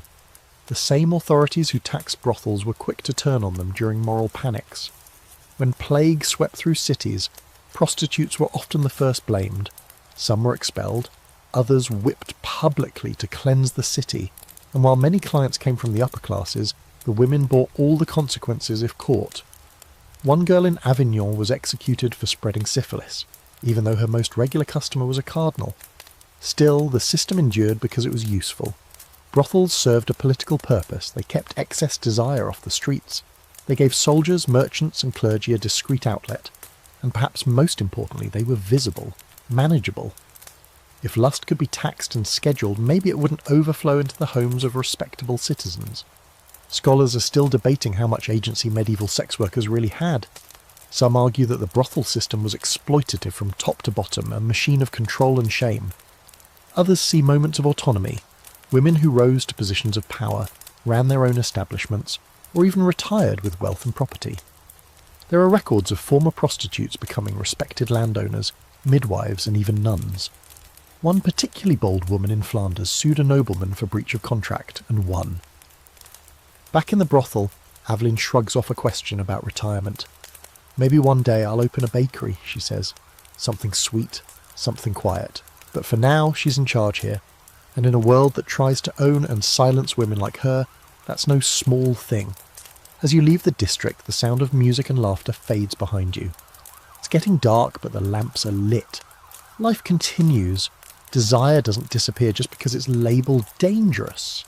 Sometimes it just finds a price tag and a time slot. Next, you'll meet the women who refuse to be priced, categorised or silenced. Widows, rebels, mistresses, and those who decided they wanted more than society ever planned to give them. Not actually be her cousin. The two women share a home, a bed and a business. And while they never say aloud what they are to each other, the answer hums in the space between their words. They operate in that liminal zone where the village isn't quite sure what's going on, but no one dares ask. Joan smirks when you bring it up. I dye silk, she says, not explain myself. In a world where women were supposed to marry or retreat to a convent, she's chosen a third option, self-sufficiency. And then there are the mistresses. Often painted as sinful distractions or scandalous shadows in noble courts, they were far more complex than their reputations suggest. You find yourself at a manor house outside the city where a well-dressed woman named Isolde greets you in a garden that smells like lavender and clove. She's the long-time mistress of a wealthy baron, no secret, no shame. She has her own servants at her own rooms, and a pearl necklace that probably costs more than a peasant's farm. Isolde isn't a scorned woman, she's an institution. His wife manages the estate, she tells you, and I manage him. She chuckles, but there's truth in it. While noble marriages were often political, mistresses offered emotional intimacy, sensuality and companionship, things that didn't always survive arranged unions. Some wielded genuine power. Agnès Sorel, mistress of King Charles VII of France, had political influence and a say in court affairs. She also wore low-cut gowns that scandalised the church and set fashion trends across Europe. A mistress could shape culture and policy from a silk-draped chamber, just as effectively as a queen with a crown, but mistresses walked a fine line. Their power was always precarious, tied to the whims of the men who kept them. If their patron died, remarried or lost interest, they could be cast out overnight, richer than some, sure, but legally vulnerable. Many secured gifts of land or property, hoping to anchor their futures before their lovers moved on. Some succeeded, others vanished into the records, unnamed and unsupported. You also meet a few women who operated completely outside the formal systems, rebels in the truest sense. One is a healer named Tilda, who lives in a hut on the edge of the woods. She's not a witch, though plenty of people call her that. She grows herbs, treats wounds, and knows more about the human body than most city doctors. She's had lovers, she admits, both male and female, but doesn't keep them long. Too noisy, she says, rinsing roots in a copper bowl. I like silence better. Her autonomy comes at a cost. Constant suspicion. The church doesn't like women with knowledge. The men in town don't like a woman who doesn't need them. Tilda shrugs. Let them talk. And talk they do. The medieval world ran on gossip, and nothing drew tongues faster than a woman who refused to stay in her lane. A widow who didn't remarry. A weaver who drank alone at the tavern. A midwife who kept secrets. These women were either accused of sorcery, seduction, or, more subtly, being strange. You read case after case of women called to testify not for crimes, but for behaviour unbecoming a woman. Sometimes that meant swearing.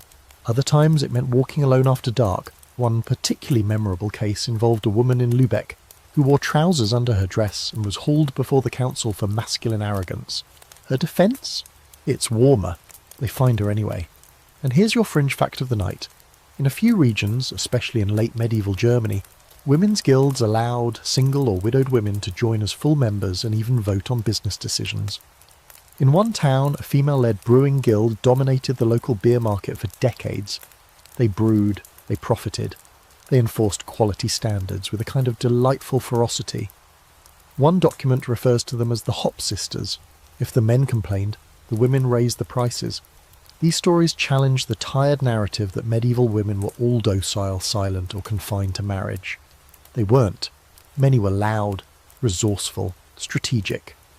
They moved through systems meant to limit them, and found cracks to slip through. Some climbed, some barged. Some, like Joan and Tilda and Marjorie, simply stepped aside and built new paths entirely. But scholars still debate just how free these women really were. Some argue their autonomy was always on a knife's edge, easily revoked if they stepped too far out of line. Others point to evidence of lasting influence. Women who left wills, ran estates, and wrote letters that reshaped family fortunes. You can almost hear the tension in the sources. Were these women exceptions or proof that the rules were never as rigid as they seemed? As you leave Marjorie's cottage, the street glows in the early evening light. The girl passes by carrying a bundle of herbs. A merchant's wife barks orders at a servant.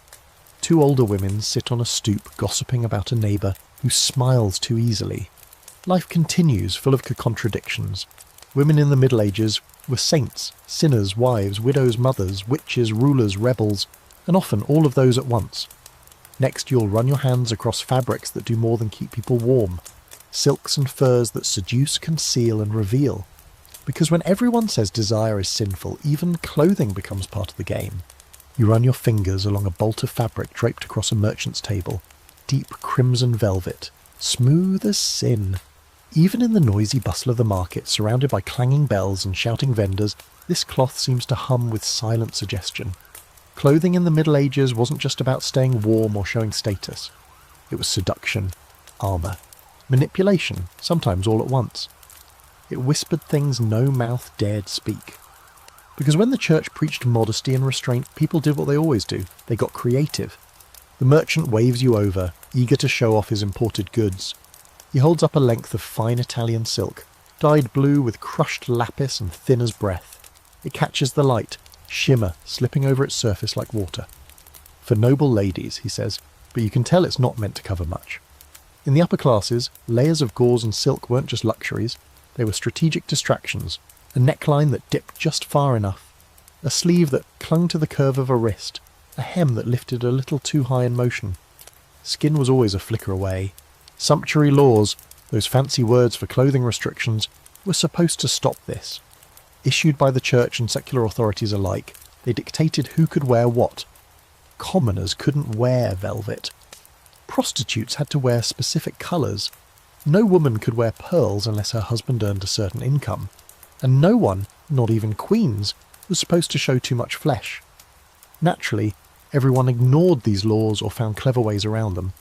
You see a woman passing by in a gown that hugs her hips a little too closely, the lacing along her back deliberately tight. Her head is covered, yes, because modesty, but her hair peeks out in golden curls from beneath her veil. That's intentional.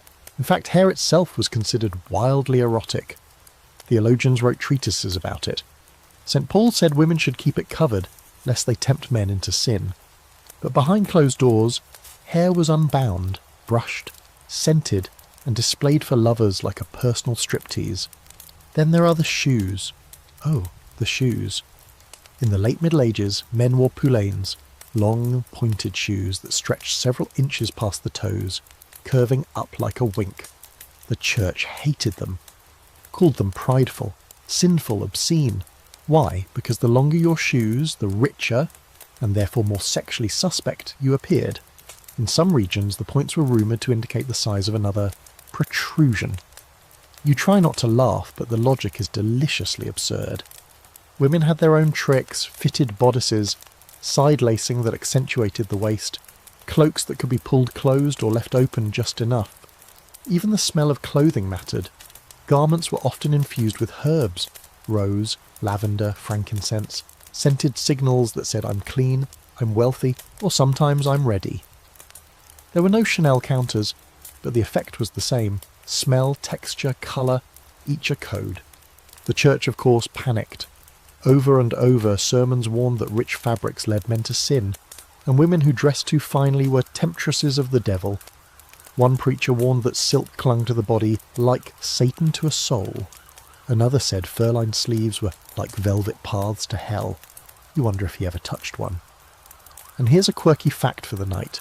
Some medieval men wore codpieces, little fabric pouches at the front of their hose, not just to protect themselves, but to exaggerate what they had. Early on they were functional, but by the 15th century they'd grown ambitious, padded, stuffed, embroidered. Some were shaped like literal animal heads or held open like flower petals. One even had a tiny dagger sewn to it, for no discernible reason except maybe overcompensation. The codpiece became such a symbol of masculine virility that scholars today still debate whether it was more about sex or status, or both. A knight in a well-fitted doublet with an oversized codpiece wasn't just saying I'm a warrior, he was also saying I have heirs. And possibly I have syphilis, since some were designed to hold medicated cloths for infected men. But let's not ruin the fantasy just yet. Meanwhile, in courtly circles, fashion turned into foreplay. Lovers would give each other clothing tokens, a glove, a ribbon, a sleeve. These weren't just sentimental, they were invitations. A ribbon worn on the arm signalled devotion, a dropped handkerchief could launch a scandal. You read one love poem where a man spends 10 lines describing the texture of a woman's stocking before ever mentioning her face.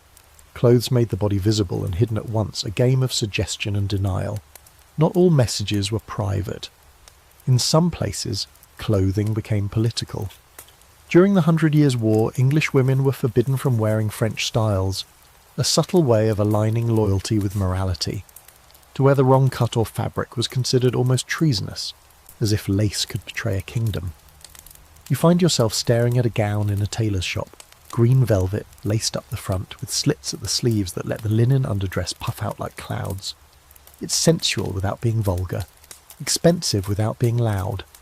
You can see a noblewoman wearing this at court, carefully not spilling her wine, smiling just enough at her rival's husband. She knows what she's doing. Fashion in this world is not frivolous. It's strategy, it's language. And yet the rules still hung heavy. A woman who dressed too finely could be called vain. A man who wore soft fabrics could be mocked as effeminate. Gender norms were as stitched into clothing as the embroidery. One record from London shows a man arrested for wearing a woman's cloak and acting coy. He was fined and forced to parade through the city in drag while being pelted with dung. It wasn't just about fabric, it was about keeping everyone in their place. Scholars still argue over whether these fashions liberated or constrained. Did they let people express secret desires through symbols, or did they just wrap lust in another layer of social expectation? Like so much in the Middle Ages, the answer lies in the tension. People wanted to feel beautiful, wanted to be desired, and when speech failed, fabric spoke for them. As you leave the market, the wind lifts the edge of your cloak, and a passing man glances. Too long, too bold, you ignore it, but the message is clear. You're part of the game now. Dressed or undressed, you carry the story of your body wherever you go. Next, you'll enter the dreamscape, where demons take lovers' shapes. Saints writhe in visions, and lust is explained away by the supernatural. It's time to meet the creatures medieval people blamed for everything that happened in the dark. The night falls heavier here, darker than any you've known in this journey so far. You're no longer in the courtly gardens or the bustling brothel alleys. Now you walk through a village smothered in silence, shutters bolted tight, candles snuffed out early. Even the dogs are quiet. The fear here isn't of thieves or sickness, it's of what visits in the night. You're entering the world of medieval demons, where desire and dread twist together in fevered dreams, and where succubi and incubi wait just beyond the reach of the candlelight. You hear about it first from a shepherd who crosses himself 3 times before he speaks. She said it came through the wall, he mutters. Took her in her sleep. Looked like her husband, but with burning eyes. The woman he's talking about hasn't left her bed in days. She won't speak, just stares. The priest says she's been touched by the devil. The midwife whispers that she's had a visitation. No one says what they really think, that she had a dream so vivid it shook her body, and her soul. In the medieval mind, lust that arrived uninvited, inexplicable, especially in dreams or between sleep and wakefulness, had to come from outside. It couldn't be the self. It had to be a demon. And so the incubus and succubus were born, shape-shifting spirits who slipped into your bed when your defences were down. The incubus male assaulted women, the succubus female preyed on men, though to be honest the rules got fuzzy pretty fast. Some demons apparently didn't care about gender, some switched forms, some took on the shapes of lost lovers or dead spouses, easing their way into dreams with familiarity, then taking what they wanted. You flip through a dusty copy of the Malleus Maleficarum, that charming 15th century witch-hunting manual, and find entire chapters dedicated to demonic lust. The authors, 2 fanatical inquisitors, claim demons collected semen from sleeping men and used it to impregnate women. Stealing seed became their explanation for untraceable pregnancies, nocturnal emissions, and even homosexual encounters. It was, in their minds, a logical system of infernal reproduction. Totally scientific, completely insane. But the fear was real. People believed their dreams were not private. If you woke up flushed, panting, or with signs of arousal, you could be accused of inviting demonic activity, even if you swore you were asleep. For women especially, it was a double bind. Admitting to arousal meant danger. Denying it, if someone else suspected, could lead to punishment. In some convents, nuns reported visions of devils with warm breath and fingers like flame. Others claimed to see beautiful men who whispered Latin and kissed their necks as they recited psalms. You think about how lonely those cloisters must have been, and how easy it is for suppressed longing to wear the mask of a nightmare. Not everyone feared the demons, though. Some tales read suspiciously like fan fiction. One woman in Milan was put on trial for claiming she willingly slept with a demon who appeared as a dark-haired knight. She described the encounter in scandalous detail. His eyes, his voice, the way he moved like smoke. The court condemned her as a heretic, of course, but you can't help wondering if she'd just found a clever, dangerous way to talk about her desires. If society gives you no safe language for wanting, you borrow the devil's. The church naturally leaned into the horror. Preachers gave long, terrifying sermons about lustful spirits that waited for the careless. They warned that masturbation summoned succubi, that dreams of sex opened your soul to possession, that pleasure without purpose was a doorway to damnation. They described demonic lovers who left claw marks, sucked the life from you, made your limbs heavy and your mind foggy. You read one priest's account of a nun who bled from the thighs and confessed to nightly ravishment. He doesn't ask if she was sick or lonely. He calls her marked by hell. But here's the quirky twist. Some medical writers didn't blame demons at all. They thought it was just bad digestion. Yes, really.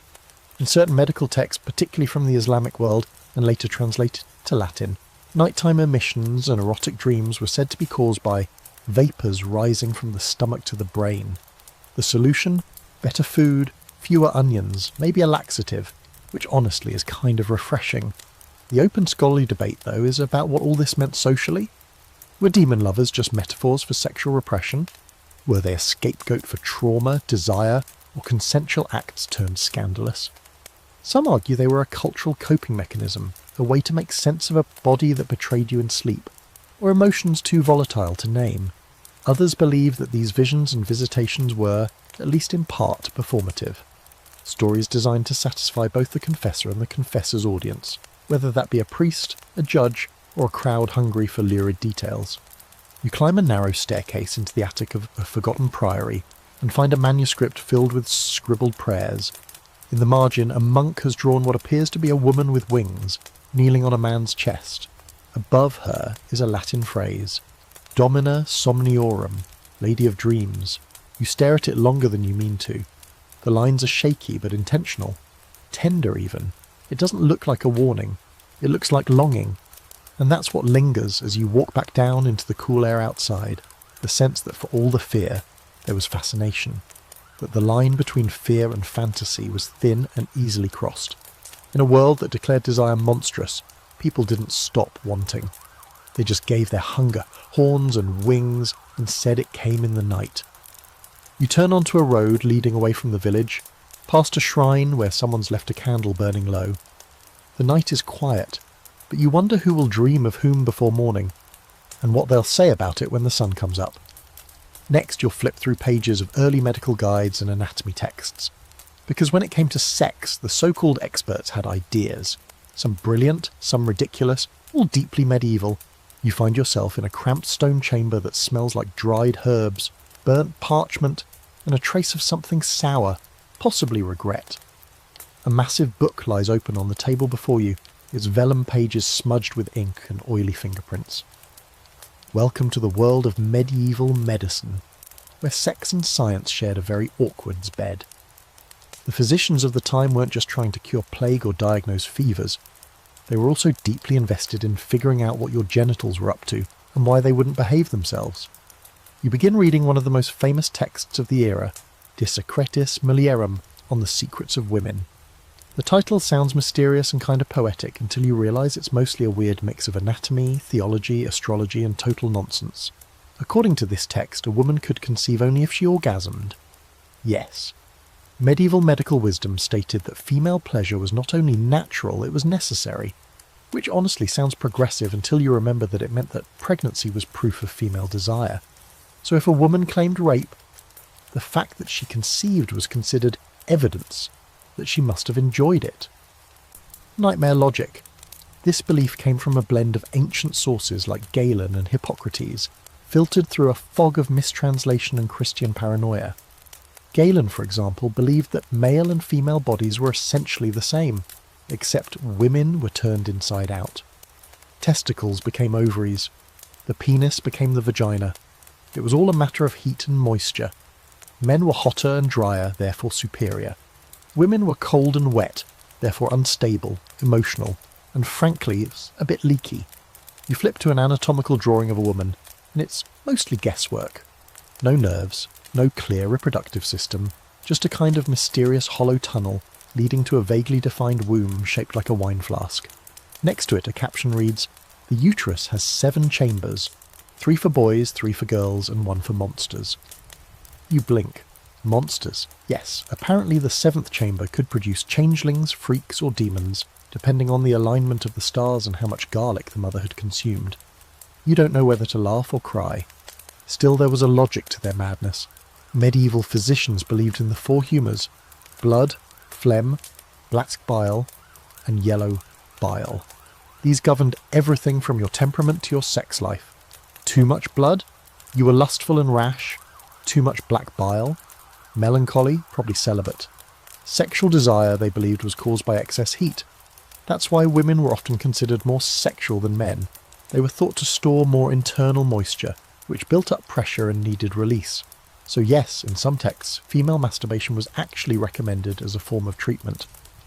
Better to spill than to swell, wrote one medical friar, and if that isn't the tagline for an herbal supplement, it should be. But while the theory suggested women had stronger sexual appetites, socially, this was a ticking bomb. A woman who was too lusty was seen as dangerous, unnatural. There were endless debates about how to control female desire. Cold baths, chastity belts, heavy diets of lentils and vinegar. One guide recommended wearing rough woolen garments to discourage the senses.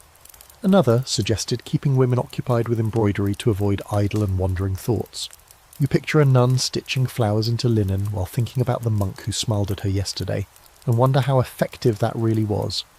Men didn't get off much easier.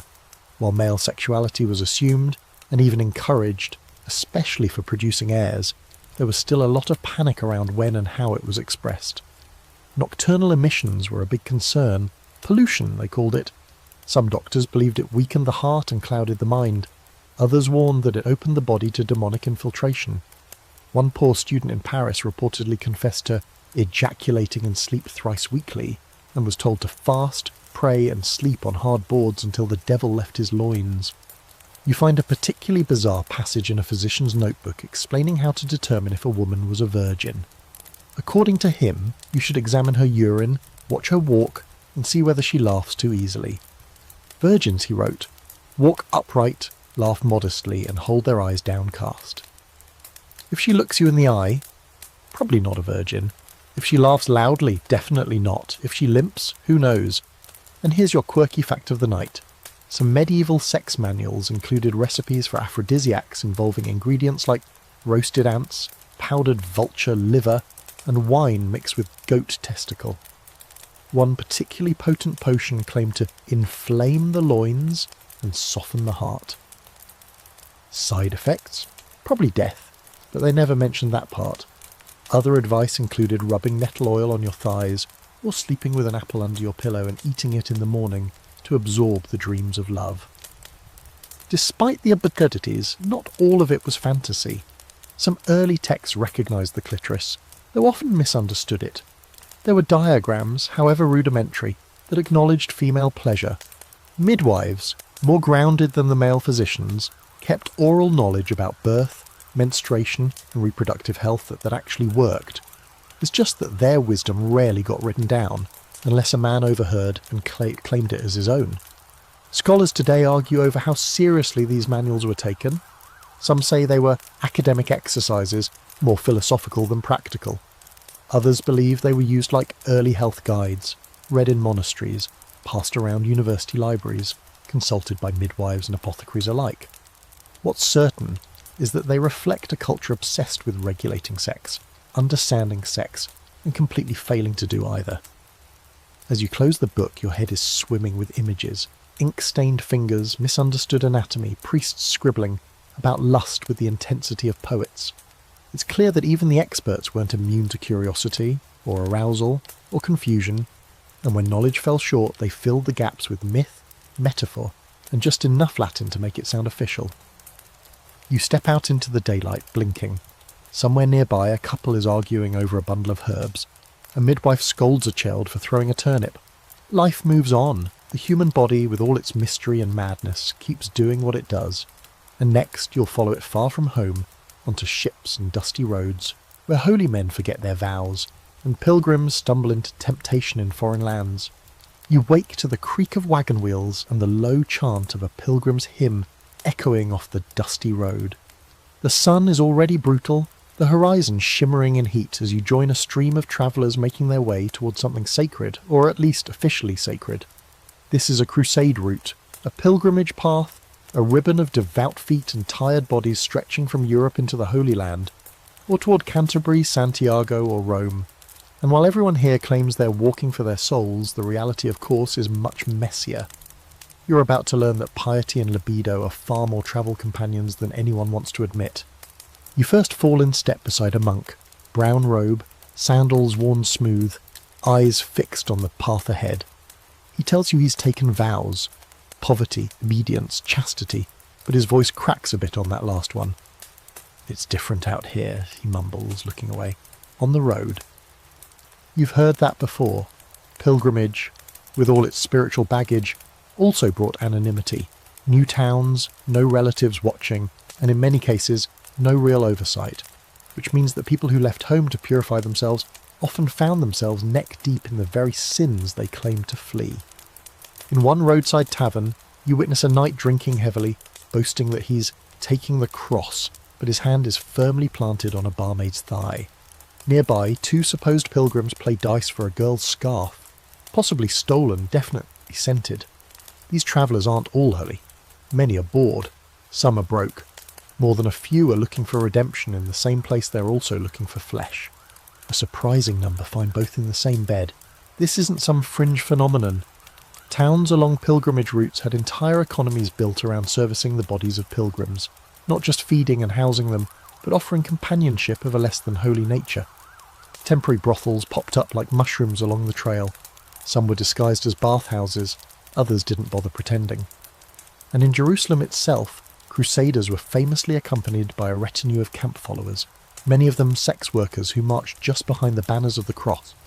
In fact, when King Richard the Lionheart led his crusade to the Holy Land, he didn't just bring knights, he brought women, a lot of women. Some were noble companions, others were washerwomen, the preferred euphemism for travelling lovers, paid or not. Church leaders huffed and puffed, of course, but nothing much changed. Crusades were months, even years long. Men wanted release, women wanted protection, food, or sometimes just the chance to escape their pasts. Sex wasn't the exception on these journeys. It was routine.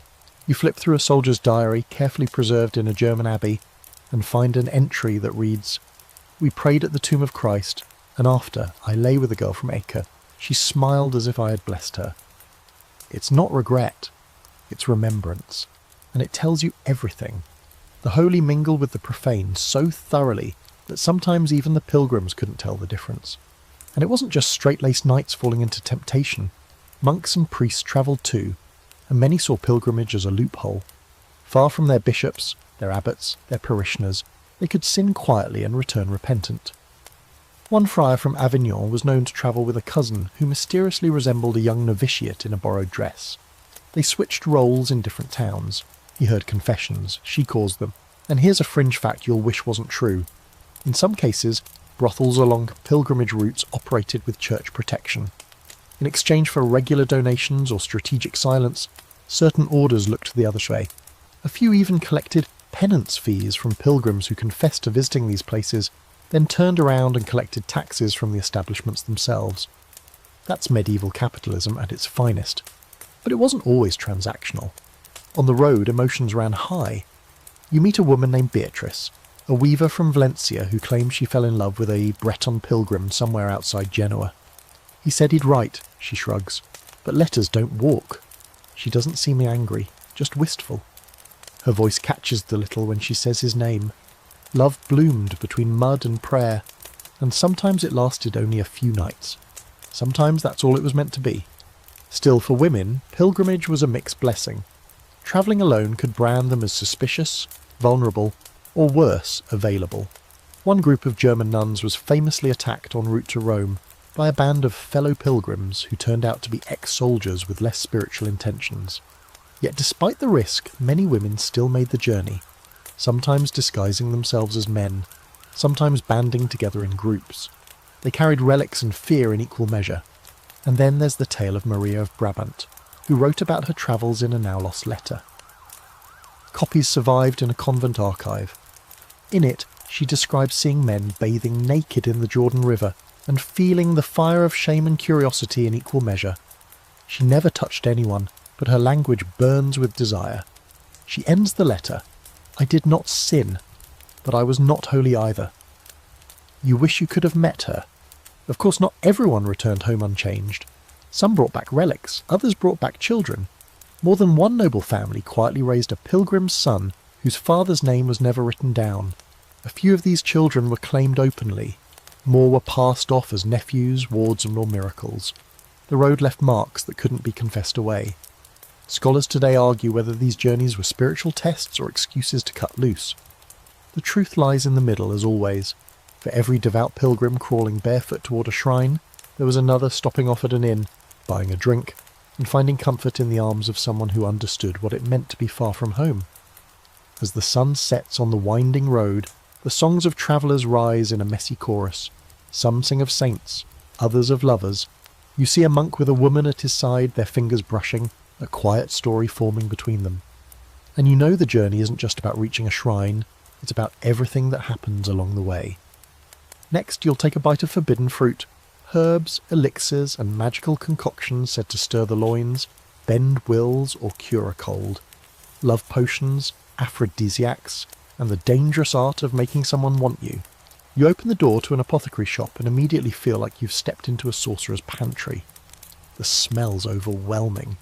An aggressive bouquet of lavender, mouldy rose petals, bitter wormwood, and something vaguely animal. Glass jars line every shelf, filled with pickled roots, dried mushrooms, crushed beetles, and powders in shades you're not sure nature intended. In the back, a woman with ink-stained fingers is hunched over a mortar, grinding something that smells like rotting oranges and cloves. She looks up with the faint smile of someone who knows things you probably shouldn't ask about. "Looking for something special?" she says. "To cure or to cause? Welcome to the world of medieval aphrodisiacs and love potions, where desire could be coaxed from a bottle attraction stirred into a brew, and heartbreak cured with just the right powder, tucked into a lover's wine.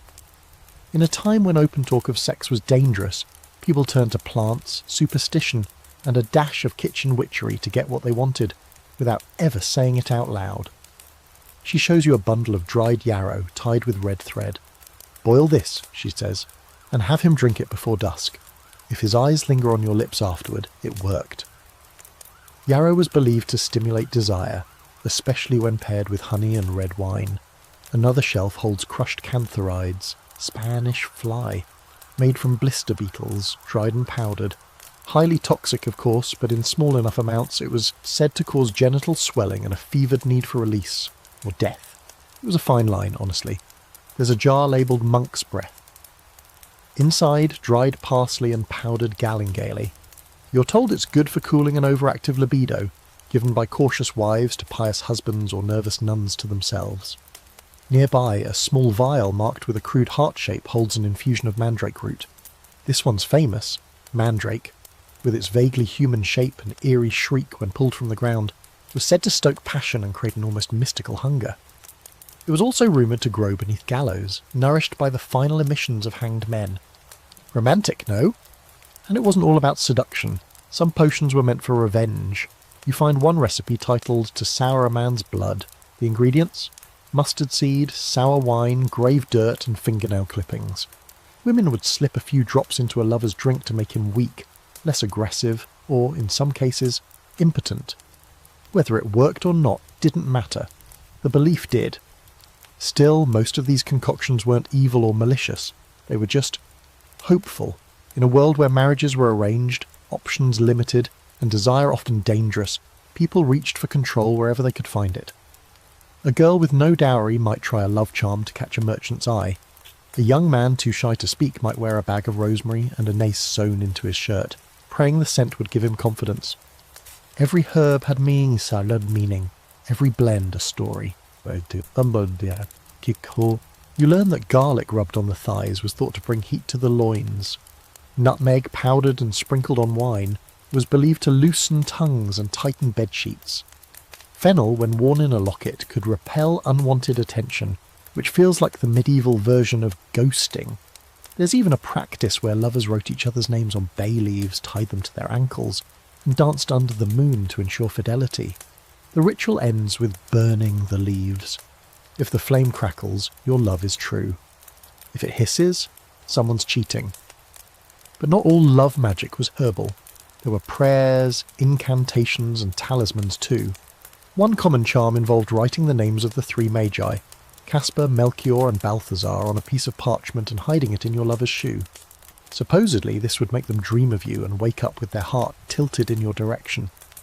Another involved pressing a blessed coin to the tongue and whispering your beloved's name 9 times. If they looked at you before sunset, the spell had worked. And here's your odd fact for the night. In some rural regions of Eastern Europe, villagers believed that semen collected from a linen bedsheet, yes, collected, could be used to create a love salve when mixed with rose oil and ground bees. The concoction, rubbed on the lips and wrists, supposedly made one irresistible. You try not to gag. The desperation is palpable, but also kind of poetic. People were willing to believe in anything if it meant being wanted. Of course, the church hated all of this. Love magic was considered a form of sorcery. Aphrodisiacs, especially those that worked without consent, bordered on demonic. Women caught making love charms could be charged with witchcraft. One woman in 1327 was accused of causing a man's unnatural fixation by boiling a love root in goat milk under the new moon. Her punishment? Flogging and exile. The man got a sermon and a slap on the wrist, but people didn't stop, they just got quieter. Recipes passed from mother to daughter, lover to lover, hidden in cookbooks between soup instructions or scribbled in margins of medical texts. Some wore their charms in hair braids, others stitched them into the hems of dresses. If you were clever, no one ever knew. Historians still debate how seriously to take these recipes. Were they actual attempts at chemistry, emotional placebos, or just rituals, little acts of control in a world full of uncertainty? Probably all three. What's certain is that the desire to influence love, to stir lust, to protect or provoke the heart, was as real as any miracle claimed from a saint's shrine. As you leave the apothecary, a girl with a basket slips past you, a sprig of rosemary tucked behind her ear. She looks back just once to see if anyone noticed. You did, and maybe someone else will too. Next, you'll climb the steps of castles and courtrooms to see how marriage and power twisted together, where monogamy was preached, but political alliances often came with side flings, concubines and expectations that had little to do with love. You're in the great hall of a stone castle now, under a ceiling so high it seems more concerned with impressing God than keeping the heat in. Tapestries line the walls, scenes of hunts, battles, and noble weddings where no one looks particularly happy. The lord and lady sit on their thrones, surrounded by attendants, stewards, and not a single romantic spark. You're watching a marriage that's less about vows and more about assets. Because in medieval Europe, love rarely had anything to do with who stood beside you at the altar. Marriage was strategy, lust. That came later, if it came at all. You study the couple. She's 17 and freshly imported from a rival barony. Her dowry includes 2 vineyards and a corner of disputed forest. He's 34 with thinning hair and a reputation for gambling. Their union was arranged when she was still a child, sealed with a signature and a goblet of wine, not whispers in the dark. You can feel the chill between them even now, despite the fire crackling at their feet. Monogamy was the church's official stance, of course. One man, one woman, joined under God with no room for wandering eyes or hands, but that rule was applied unevenly at best.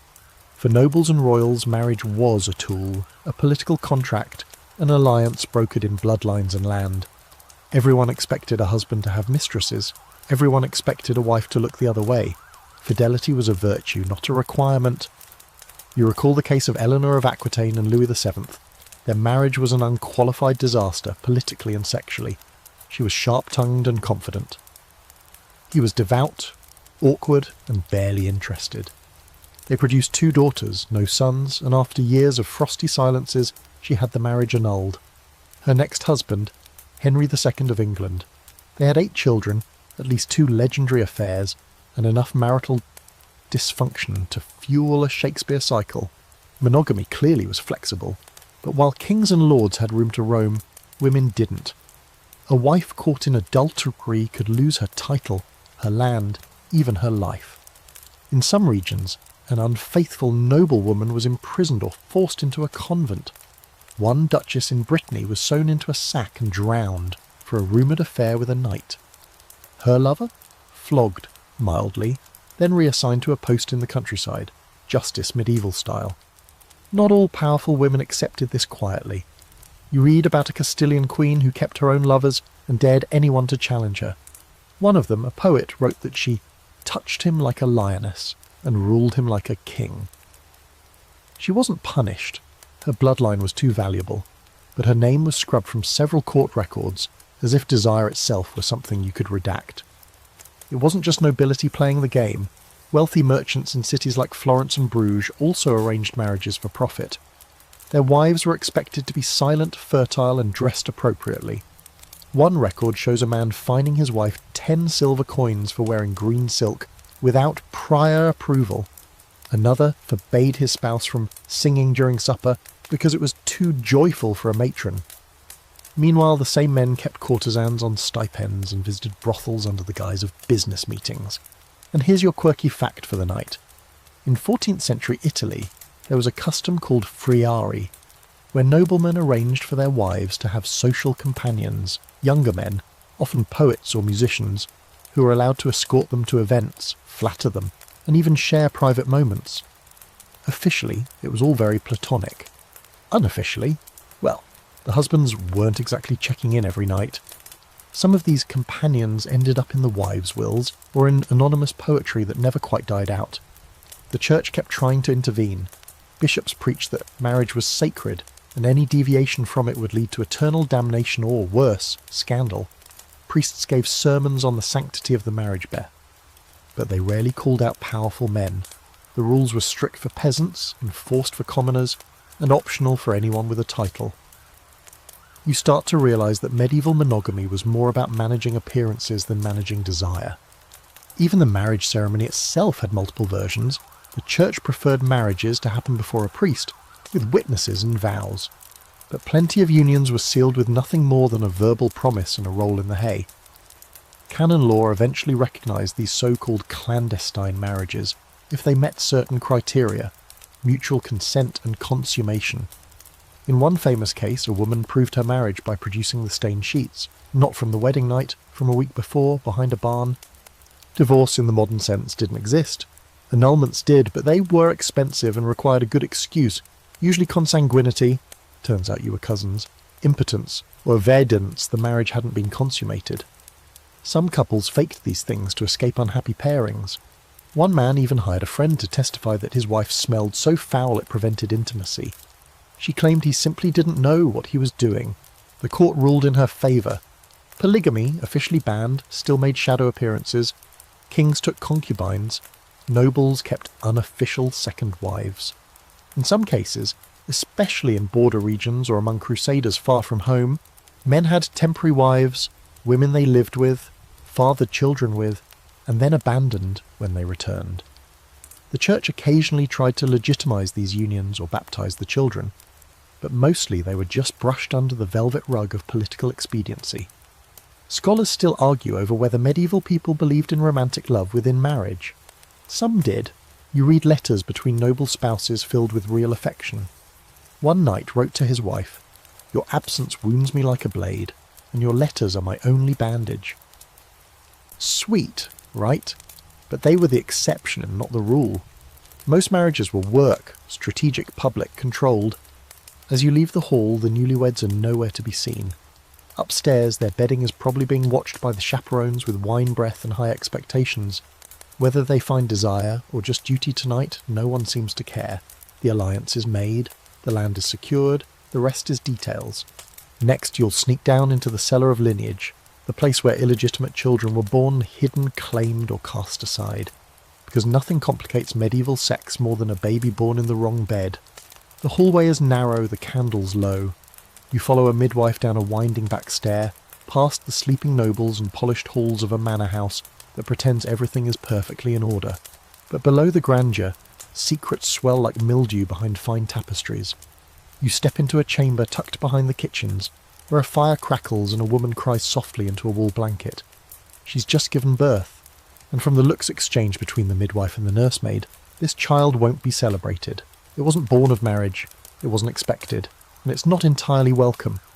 Illegitimate children in medieval society lived at the jagged edge of propriety. Sometimes protected, sometimes punished, always precarious. Everything depended on who your parents were and how willing they were to admit what happened in the dark. This baby, red-faced and squalling, is the daughter of a nobleman and a servant girl.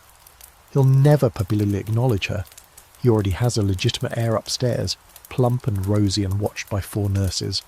But he might offer a purse of coins to the mother, a cradle, maybe a place in a convent when she's old enough, or maybe not. Sometimes the girls were sent away to foster homes, or taken in by nuns, raised as orphans with suspiciously generous dowries. Other times they were left at church doors with only a note and a whispered prayer. Among peasants, things were both simpler and harsher. A child born out of wedlock meant shame, yes, but it also meant fewer consequences, unless the father refused to claim responsibility. Bastardy fines existed in many villages. The man paid a small fee and the woman performed penance, often publicly, barefoot in church. But even in smaller communities, rumours had weight. A girl with a child and no husband became unmarriageable. Her options? Beg, work, or hope a wandering friar took mercy. In the noble class, illegitimacy was an open secret with elaborate etiquette.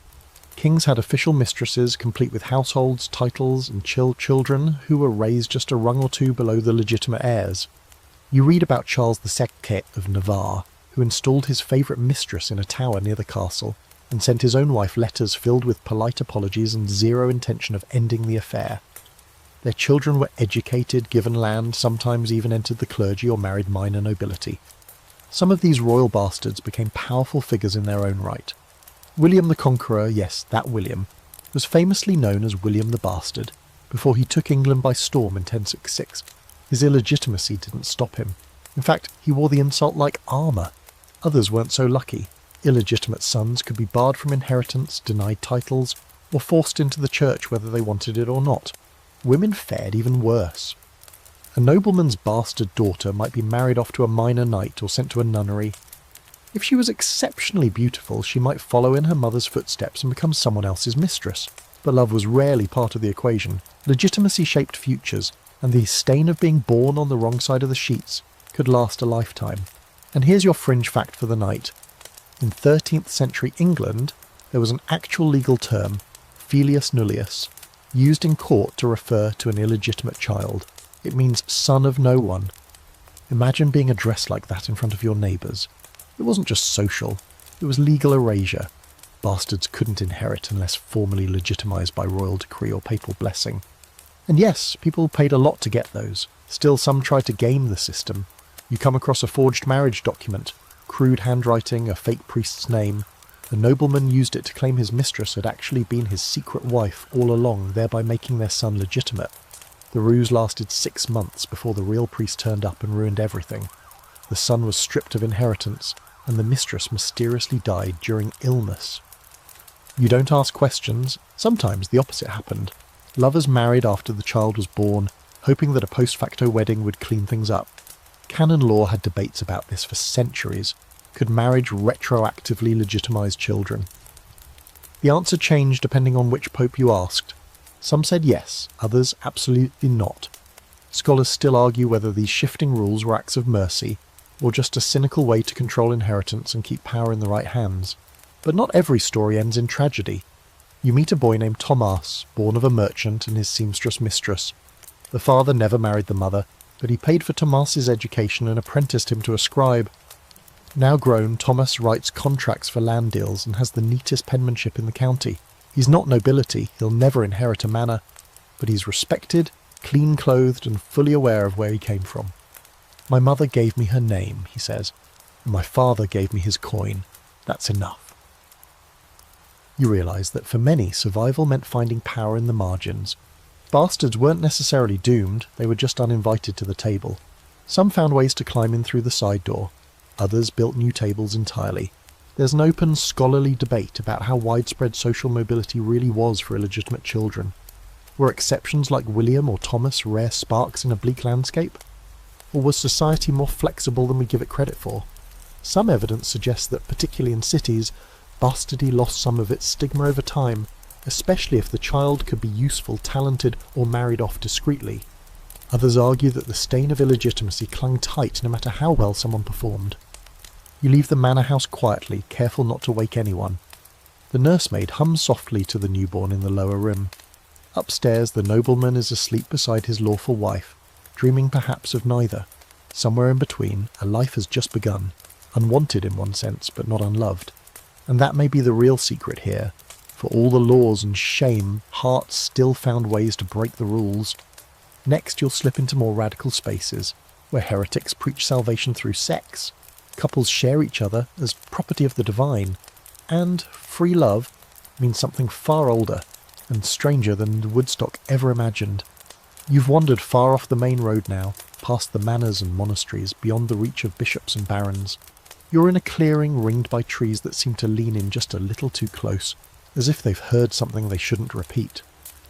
There's a small gathering around a fire, men and women, young and old, cloaked in simple wool and quiet defiance. One woman sings softly, her voice weaving through the smoke. Another reads from a scroll not recognised by any official church. You found the heretics, the radicals, the ones who dared to mix sex and salvation, and weren't all that sorry about it. Welcome to the fringe movements of medieval Christianity, where doctrine is loose, desire is spiritual, and nothing is quite what it seems. You're about to meet people who believed fervently that God lived not in celibacy, but in the body, that the divine could be accessed through touch, and that denying pleasure was the real sin. You sit beside a man named Elias, broad-shouldered and intense, with fingers stained from copying texts. He tells you he's part of the Brethren of the Free Spirit, a loosely organised, wildly controversial movement that gained traction across parts of the Holy Roman Empire and Low Countries in the 13th and 14th centuries. Their core belief? That once a soul was truly united with God, it transcended sin, which meant that anything they did, anything, was no longer sinful, including sex, especially sex. The church, predictably, was horrified. The brethren rejected sacraments, ignored clerical authority, and, most outrageously, some of their members claimed to be literally divine. "I am God," one female mystic allegedly said, "and everything I do is holy." You imagine how well that went over in Rome? But the ideas spread. One woman, Marguerite Porete, wrote a mystical treatise called The Mirror of Simple Souls, which argued that the soul must surrender to divine love completely, even if that meant abandoning moral law. The church burned her at the stake in 1310, but her book kept circulating underground. Scholars still debate whether she practiced sexual mysticism herself, but others certainly did. You hear about sects where members stripped naked during rituals, both symbolic and literal acts of shedding sin. In some communities, couples shared each other as expressions of divine unity. One heretical group believed that true purity came only after full indulgence, that you had to experience all earthly pleasure before you could be truly free of it.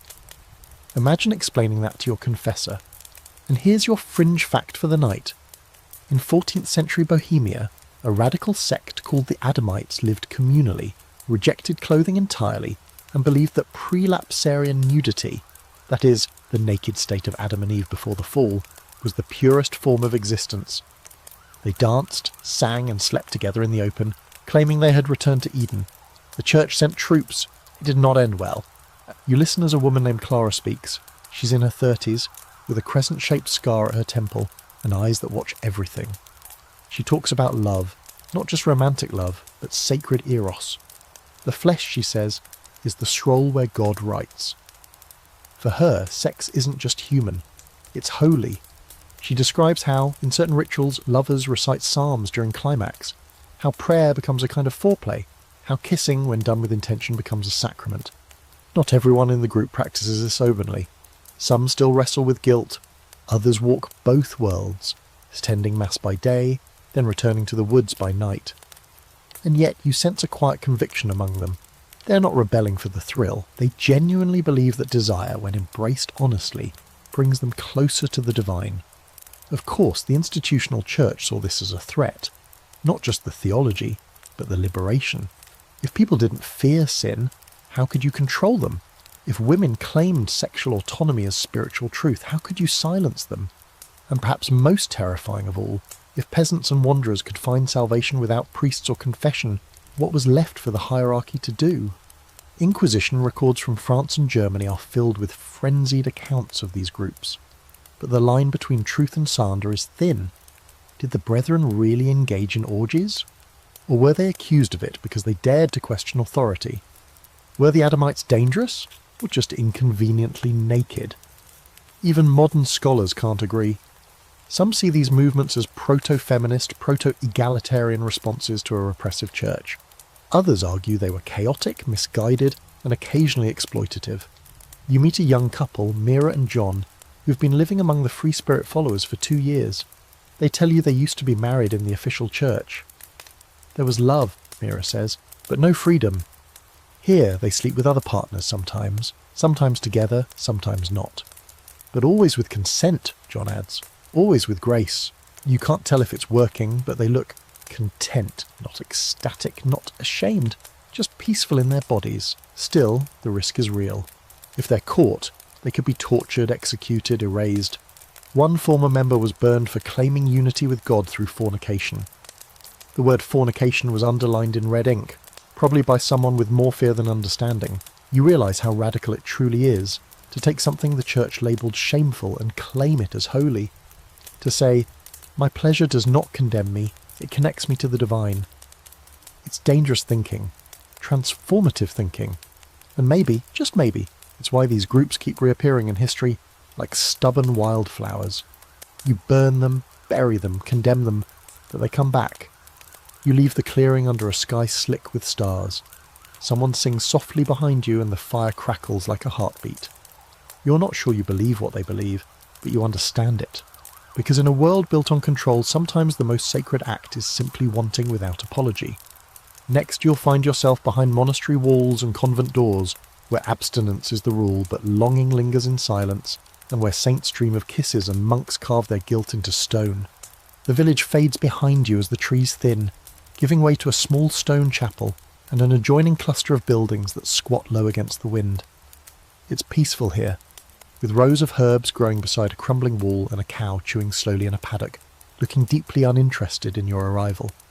But beyond the serenity, there's something else, a faint tension hanging in the air like smoke. You've come to witness one of medieval history's strangest obsessions, the trials of animals, where humans projected their lust, shame, and absurd moral panic onto creatures that couldn't defend themselves. That's right.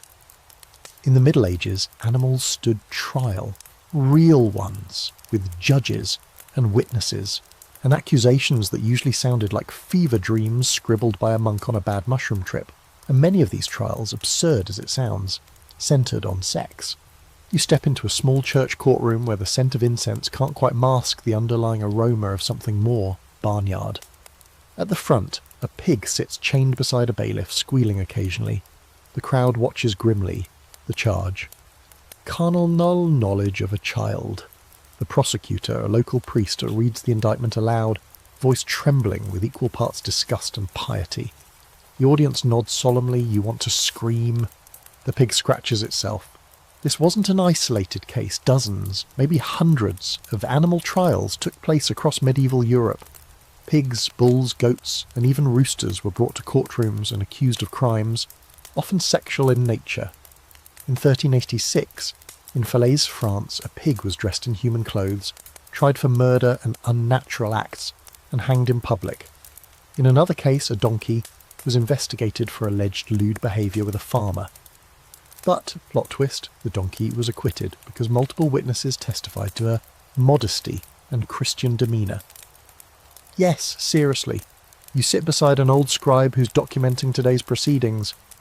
He sighs deeply and explains that these trials, while ridiculous now, were deadly serious then. To the medieval mind, animals weren't just beasts, they were part of God's ordered world. If a creature broke that order, it had to be punished. Otherwise divine justice would falter. In other words, they weren't just punishing the pig, they were restoring cosmic balance, or at least pretending to. But of course there's more going on here. Beneath the surface of these animal trials lurks a mess of human emotions, guilt, projection, repressed desire. In many cases, it seems likely that the animals were scapegoats, convenient targets when the real crimes were too horrifying to face directly. A child found dead? Blame the goat. A woman discovered with unexplained injuries? Blame the dog. The actual culprits, often neighbours, relatives, or authority figures, went unpunished, or unmentioned. And here's your fringe fact for the night. In 1474, a rooster in Basel, Switzerland, was put on trial for laying an egg, something no rooster should be able to do. The egg was declared the spawn of the devil, and the rooster was burned at the stake. Medieval people believed that a rooster's egg could hatch a basilisk, a monster so deadly its gaze could kill. You can almost imagine the priest scribbling that in his notebook, and then praying for a stiff drink. The church did its part to stoke these fears. Sermons warned that sexual sin could infect the world around you, that even animals might become instruments of corruption. One particularly creative preacher insisted that demons often entered livestock to commit impure acts and tempt the faithful, which meant somehow that your cow's lustful eyes were the devil's doing. There's a reason medieval bestiaries often included bizarre moral lessons beside animal descriptions. The lion was noble, the owl was wise, the weasel was a sex maniac, the hedgehog hoarded fruit and sin. Everything had meaning, usually sexual, usually terrifying. Scholars have tried to make sense of this medieval madness. Some say it reflects a deep anxiety about control, over the body, over the household, over nature itself. Animals were symbolic stand-ins for urges that couldn't be named aloud. Others argue it was a way of reinforcing power. Holding a trial, even a fake one for a pig, reminded everyone that justice flowed from the top down. The court ruled, the public watched. Order was restored, however farcically. But there's a darker side to all this. You come across records of women accused of unnatural acts with animals, usually based on hearsay, jealousy, or suspicion. These women were rarely tried fairly, often tortured, often executed. Their supposed partners were put down too, completing the ritual of shame. In some cases, there's no evidence of a crime at all, just a woman who lived alone, had too many cats, or refused to marry. You start to see how quickly fear and sexuality spiral into violence when mixed with superstition. Still, not everyone bought into it. In some town records, juries quietly acquitted animals, or judges delayed proceedings until they faded into obscurity. One case in 15th century Burgundy involved a group of rats accused of stealing grain. The rats were summoned to court, yes, literally summoned, but didn't show up. The defence lawyer argued they had a right to safe passage and were probably deterred by the presence of cats. The judge, possibly realising the absurdity, let it go. And yes, this actually happened, with written transcripts. You leave the courtroom shaking your head. Outside, the sky is grey, and a group of children run past chasing a chicken. The pig is led away, verdict pending. Life continues, bizarre and brutal in equal measure. And you wonder how many of these trials were less about animals and more about our own refusal to face ourselves. Because when people can't deal with their own desires, their own shame, they find something else to punish. A goat, a girl, a rooster with a mysterious egg.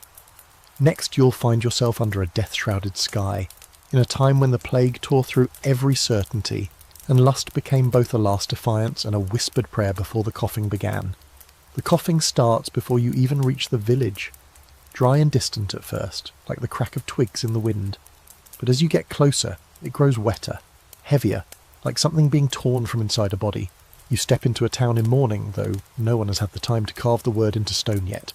The plague is here, bubonic, the Black Death. Call it what you like, it doesn't care. You can smell it in the air, sour and hot, like rot just beginning. A cart rolls by carrying more limbs than it should. Someone throws a rosary after it. Someone else throws up. And in the thick of it all, you find something unexpected. People still reaching for each other, still touching, still aching to feel alive even when death is already in the room. The world is ending again and again, and medieval people, it turns out, had the same reaction many of us might. Panic, prayer and pleasure. Some turned holy, others turned wild, and many drifted between the two depending on the hour, the sermon, or who was offering them a drink. You duck into a tavern, one of the few still open, and find it strangely full. The barkeep is coughing into his sleeve but still pouring ale. Two men argue about whether the world will end in fire or frogs. A woman is perched on a man's lap kissing him between drinks. Everyone here smells faintly of sweat and fear. You sit beside a weaver named Hal, who lost 3 brothers last week and hasn't blinked since Tuesday. "We're all damned," he says casually, as if commenting on the weather. "Might as well have some warmth on the way down." That attitude, surprisingly common, gave rise to a strange surge in erotic behaviour during the plague years. People flocked to brothels, not just for sex, but for comfort, for escape, for the illusion that life still had some sweetness left. Others engaged in spontaneous affairs, public displays of desire, and risked the wrath of both God and coughing neighbours to feel another body press against theirs. Some of it was desperation, some of it was defiance. When you believe the sky is about to fall, rules get fuzzy. Morality becomes optional. One chronicler from Avignon wrote bitterly of men who had never spoken to a whore before, now spending their last pennies in her bed, declaring love with every dying breath. He sounded disgusted, but you suspect he was also jealous. And here's your fringe fact of the night. In a few plague-stricken towns, local authorities actually relaxed restrictions on sex work during the worst waves of death. They figured if people were going to die, they might as well be distracted. In Paris, some brothels even received temporary protection, considered relief services by desperate city councils. Bodies for hire, one official wrote, to soothe the minds of the terrified. You try not to let the irony swallow you whole, but not everyone welcomed this frenzy of flesh. The church, as expected, thundered against it. Sermons doubled down. Priests called the plague a punishment for sexual sin, and accused those who continued to lie together of dragging the rest of the world into hell with them. The fornicators, one monk wrote, stir God's wrath into pestilence, which you have to admit has a certain poetic ring to it. Flagellant movements rose up in response, groups of men who whipped themselves through the streets, begging for forgiveness and driving out desire one lash at a time. Some of them forbade sex entirely, even between married couples, arguing that abstinence might spare their souls. Others, paradoxically, became so consumed with holiness that they slipped into a kind of ecstatic trance, moaning and writhing in what looked suspiciously like something else. Scholars still argue over whether these were spiritual seizures or thinly veiled orgasms. The line between pain and pleasure was blurred, especially when God was watching. And there's the rub. Everything became symbolic. A kiss was defiance. An orgasm was rebellion. Holding someone's hand as the boils rose on your neck wasn't just romance. It was war against despair. You meet a young woman named Elsa, cheeks flushed, eyes hollowed from weeks of bad sleep and bad air. She tells you she slept with the same man who buried her sister. "We didn't mean to," she says, voice barely above a whisper. "We just didn't want to be alone. Not that night." He's dead now. She isn't. Yet. Bodies were everywhere after all, in piles, in beds, in fevered dreams. The line between death and desire got twisted fast. Some believe that lust itself spread the plague, especially among the poor. Others believed it was the rich who brought the disease from their travels, their luxuries, their excess. Nobody really knew. The fleas didn't discriminate.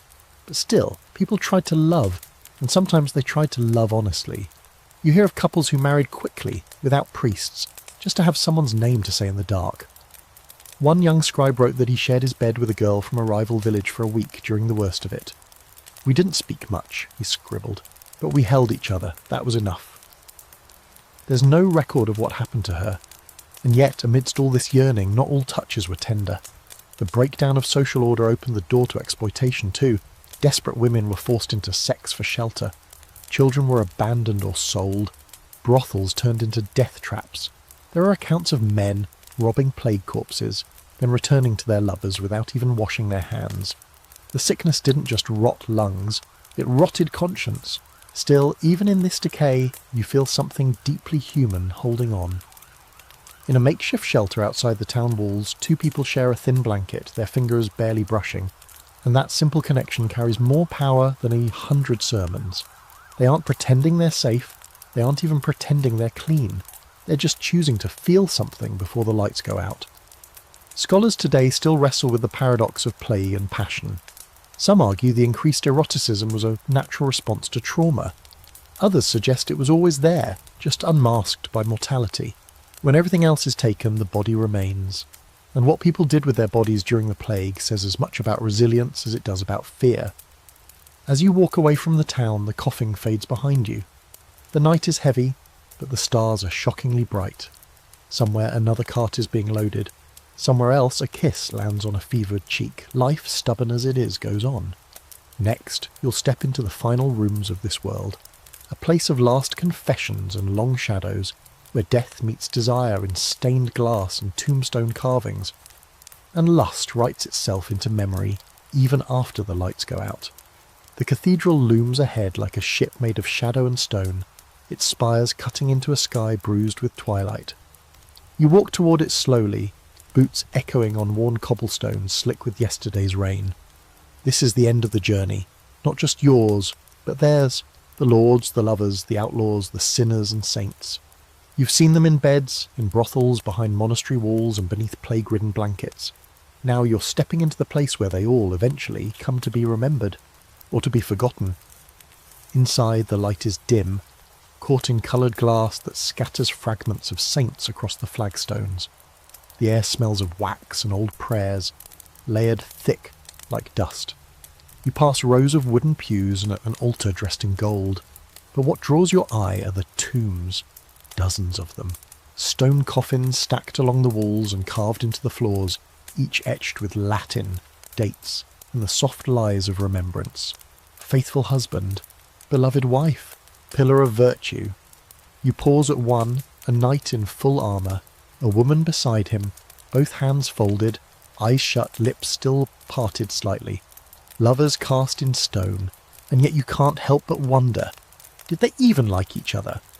Death in the Middle Ages was everywhere, and yet for all its daily presence it never stopped being dramatic.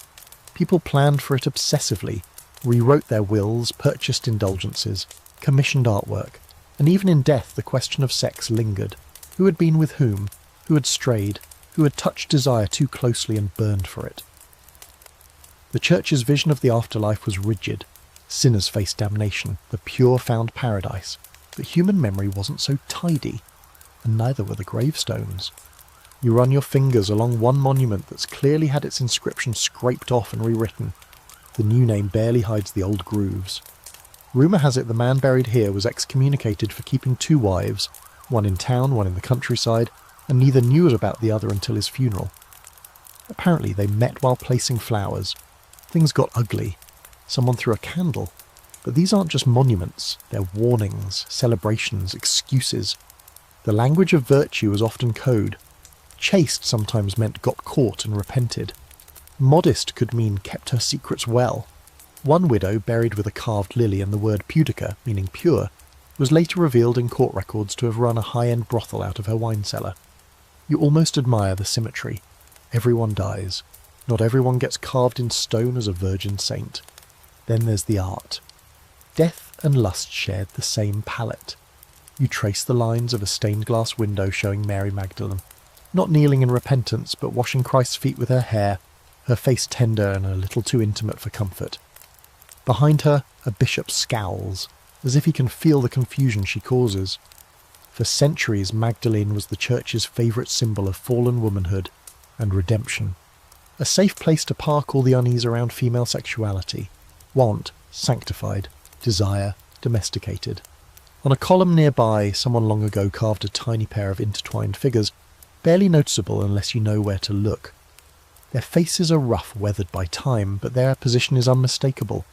You wonder if a bored mason left them there on a dare, or if it was a tribute, maybe even a memory. Because for all the church's lectures and threats, desire still seeped into the very walls, quietly, persistently. You walk into a side chapel and find a display of death masks, faces cast from wax and painted to resemble the deceased. Most are stoic, a few are smiling. One has lips parted just slightly, teeth barely showing. It's unsettling. She was a noblewoman, they say, who died in childbirth. But her journals survived, and in them she wrote long passages about a lover she never named. He brought her pressed violets, touched her face like she might vanish. She never mentioned her husband, not once. And here's your fringe fact of the night. Some medieval tombs were designed with transy sculptures, effigies showing the person as they were in life on top, and beneath it a rotting corpse. Flesh above, decay below, a reminder that beauty fades, bones endure, and lust, no matter how vivid, ends here. Or seems to, but even in death, desire found its echoes. You read about ghost stories, widows dreaming of long-dead lovers who visit them at night, spectral hands brushing thighs, kisses like cold breath. Monks wrote of temptations that lingered in their dreams, voices of old lovers whispering from beyond. Were they hauntings, memories, guilt? No one could say. Scholars still argue over how medieval people balanced their fear of damnation with the inevitability of disease. Some suggest they lived in constant cognitive dissonance, publicly condemning what they privately craved. Others believe they were more honest than we give them credit for, navigating lust and sin as parts of life, not contradictions but companions. Either way, the tombstones don't tell the whole story. You leave the cathedral as the bells begin to ring. A funeral procession passes you, mourners in black, a casket of polished oak, incense trailing behind. Among them walks a woman with her hand clutched tight to a locket. You don't ask what's inside, you already know. Outside, the wind has shifted. You're standing at the edge of a world that once felt eternal but is now quiet, save for your footsteps. You've traced the shape of medieval lust, from the giggles behind market stalls to the ritualized silences of the convent, from flagellation to fornication, from passion to plague. You've seen how people touched and were touched, how they confessed, denied, longed, burned, and finally were buried. Next, as the candles flicker low and the story slips into silence, it's time to wind down with a final breath, a soft descent into sleep, where history rests beside you like a lover with secrets yet to tell. The fire is low now, a hush settling in like dust on forgotten parchment. You sit quietly, letting everything you've seen drift through your thoughts, the low laughter in taverns, the whispered prayers behind cloistered doors, the creak of a bed frame that shouldn't be making that sound in a nunnery, the rustle of parchment scribbled with secrets too tender for the light of day. It's all there, folding gently into memory. You've walked through a world that both feared and worshipped desire, where sermons warned you away from lust even as saints dreamed of divine kisses, where rules were written in stone but broken in soft haylofts, by candlelight or beneath the weight of too much wine. You've met noblewomen who took lovers in silence, monks who wept after pleasure, poets who turned their longing into art, and peasants who held each other close as the plague drew its last breath. You've learned that sin in medieval times wasn't just something done, it was something felt, carried, confessed, and sometimes embraced. Maybe you've come away a little more sceptical of those stained glass halos. Or maybe you've come to understand that the past was never as clean or as cold as textbooks like to pretend. The truth is, desire has always pulsed just beneath the surface, messy, tender, shameful, sacred. So as you ease under the covers tonight, remember, history isn't made only in battlefields and courts, but in bedrooms and back alleys, in love letters and lace hems, in quiet, aching moments that no one thought to write down but somehow survived anyway. The lights are low, the story's done, and the past for now can rest.